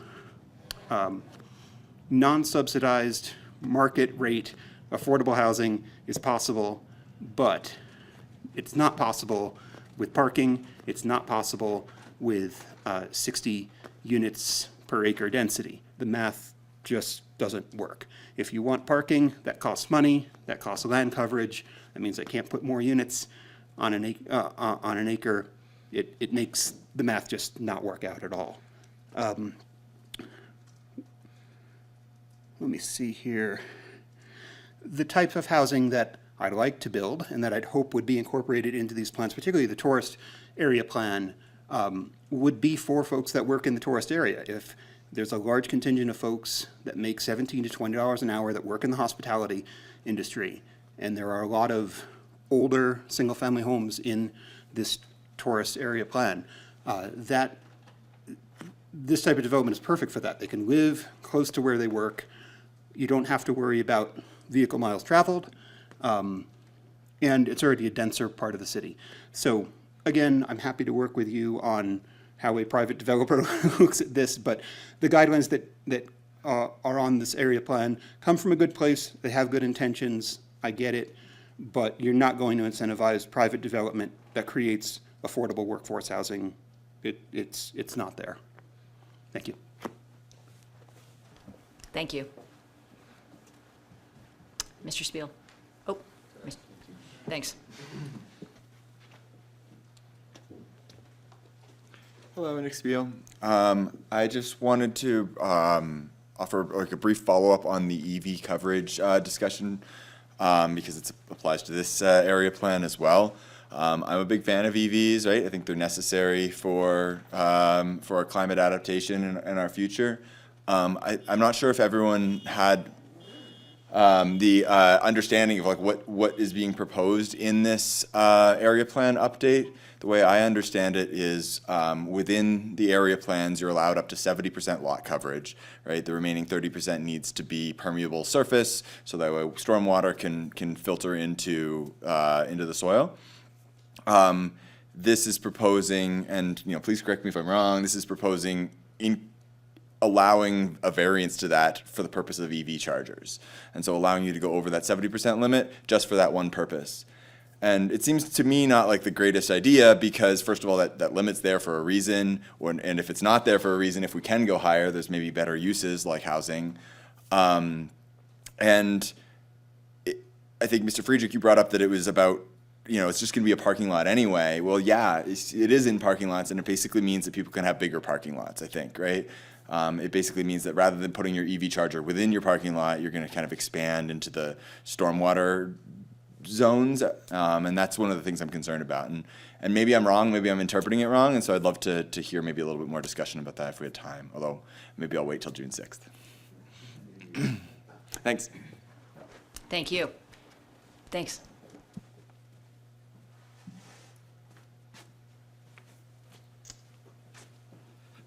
Good evening. Kevin Pryor, the Director of Lands at the Tahoe Conservancy. I just wanted to make a public comment as it relates to the tourist core area plan. Currently, the Conservancy does not support the proposed rezoning of APN 029441024 from recreation and tourist center mixed use. The Conservancy believes the Van Sickle Bi-State Park will be negatively impacted by the rezoning of this back parcel from recreation to tourist center mixed use. And the proposed rezoning is not consistent with the land use designations or the majority of the relevant goals and policies in the RPU, the TCAP, or the general plan. This proposed rezoning should be removed from the proposed TCAP amendments. And then in addition, we'd also like to see the Conservancy would like to see the corner parcel, which is 029441003 permanently protected, and the SEC restored on that parcel. Just some kind of overarching thoughts here. It seems that this amendment, we're not recognizing the potential impacts to the park, whether primary, secondary, or cumulative, that should be considered through this process. We also want to just emphasize that taking a broader vision to the area and recognizing that the park will continue to be boxed in as developers pursue one-off development that in isolation may be viewed as no impact to the park. And then finally, I really want to thank Hillary and John and all the planning staff that, we still want to kind of strive, and we believe that the framing of the issues should be more around the benefits to the public in this area and the benefits the park brings. And it's a major attraction to the tourist core, and how do we preserve and enhance this? So, thank you. Thank you very much. Is there anyone else who'd like to make public comment on this? Mr. Wallace?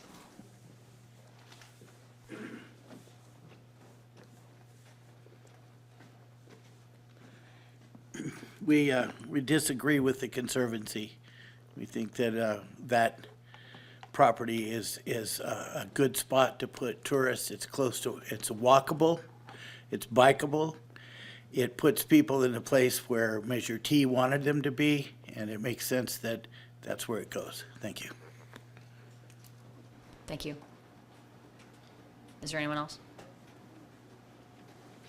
Okay. just for grins, would you see if there's anyone on Zoom? We'll go ahead and open up our Zoom platform for anyone who wants to provide public comment on agenda item 15. No additional comments, Mayor. Great, thanks very much. I make a motion that we continue this item until our June 6th meeting. Second. We can vote. Okay. A real motion. Councilmember Friedrich, Aye. Councilmember Wallace. Aye. Mayor Cregan. Aye. Motion carries. Great, thanks very much. Should we do APC real quick, since we're here? Yes, are other council members still here or on? Mr. Bass might want to come back, and I think someone just, oh, great. Sorry, just making sure. That's okay. Thank you. So Councilmember Bass, if you'd like to come back to the meeting.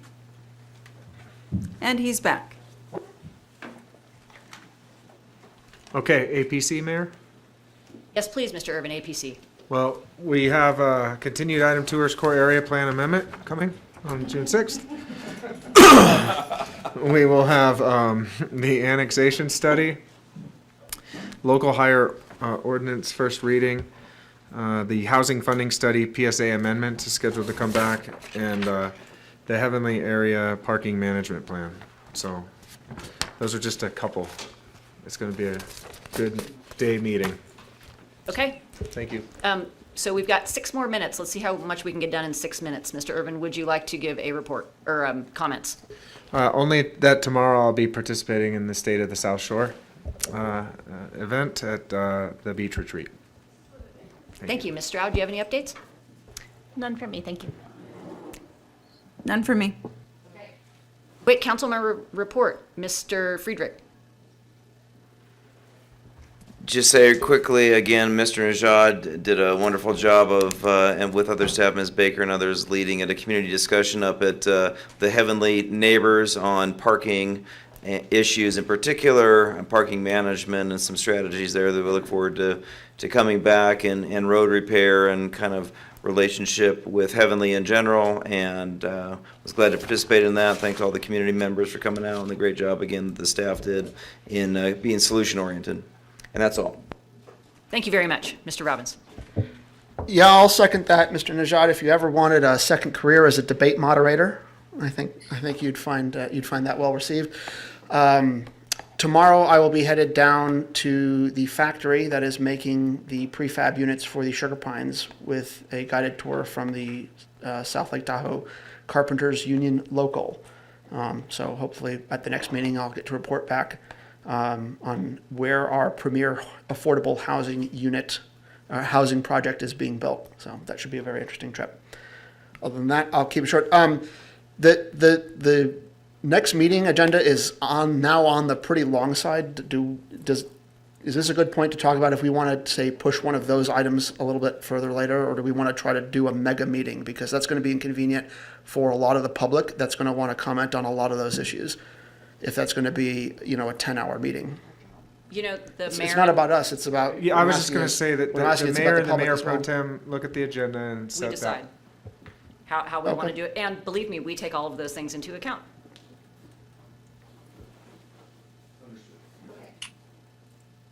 Ms. Wallace? Pass. Pass. Okay, I pass also. Thanks very much. Sorry, Councilmember Bass, did he have anything to say? I'm so sorry, when you can't see your face. I remembered you, I Cody. passed 3. Thanks.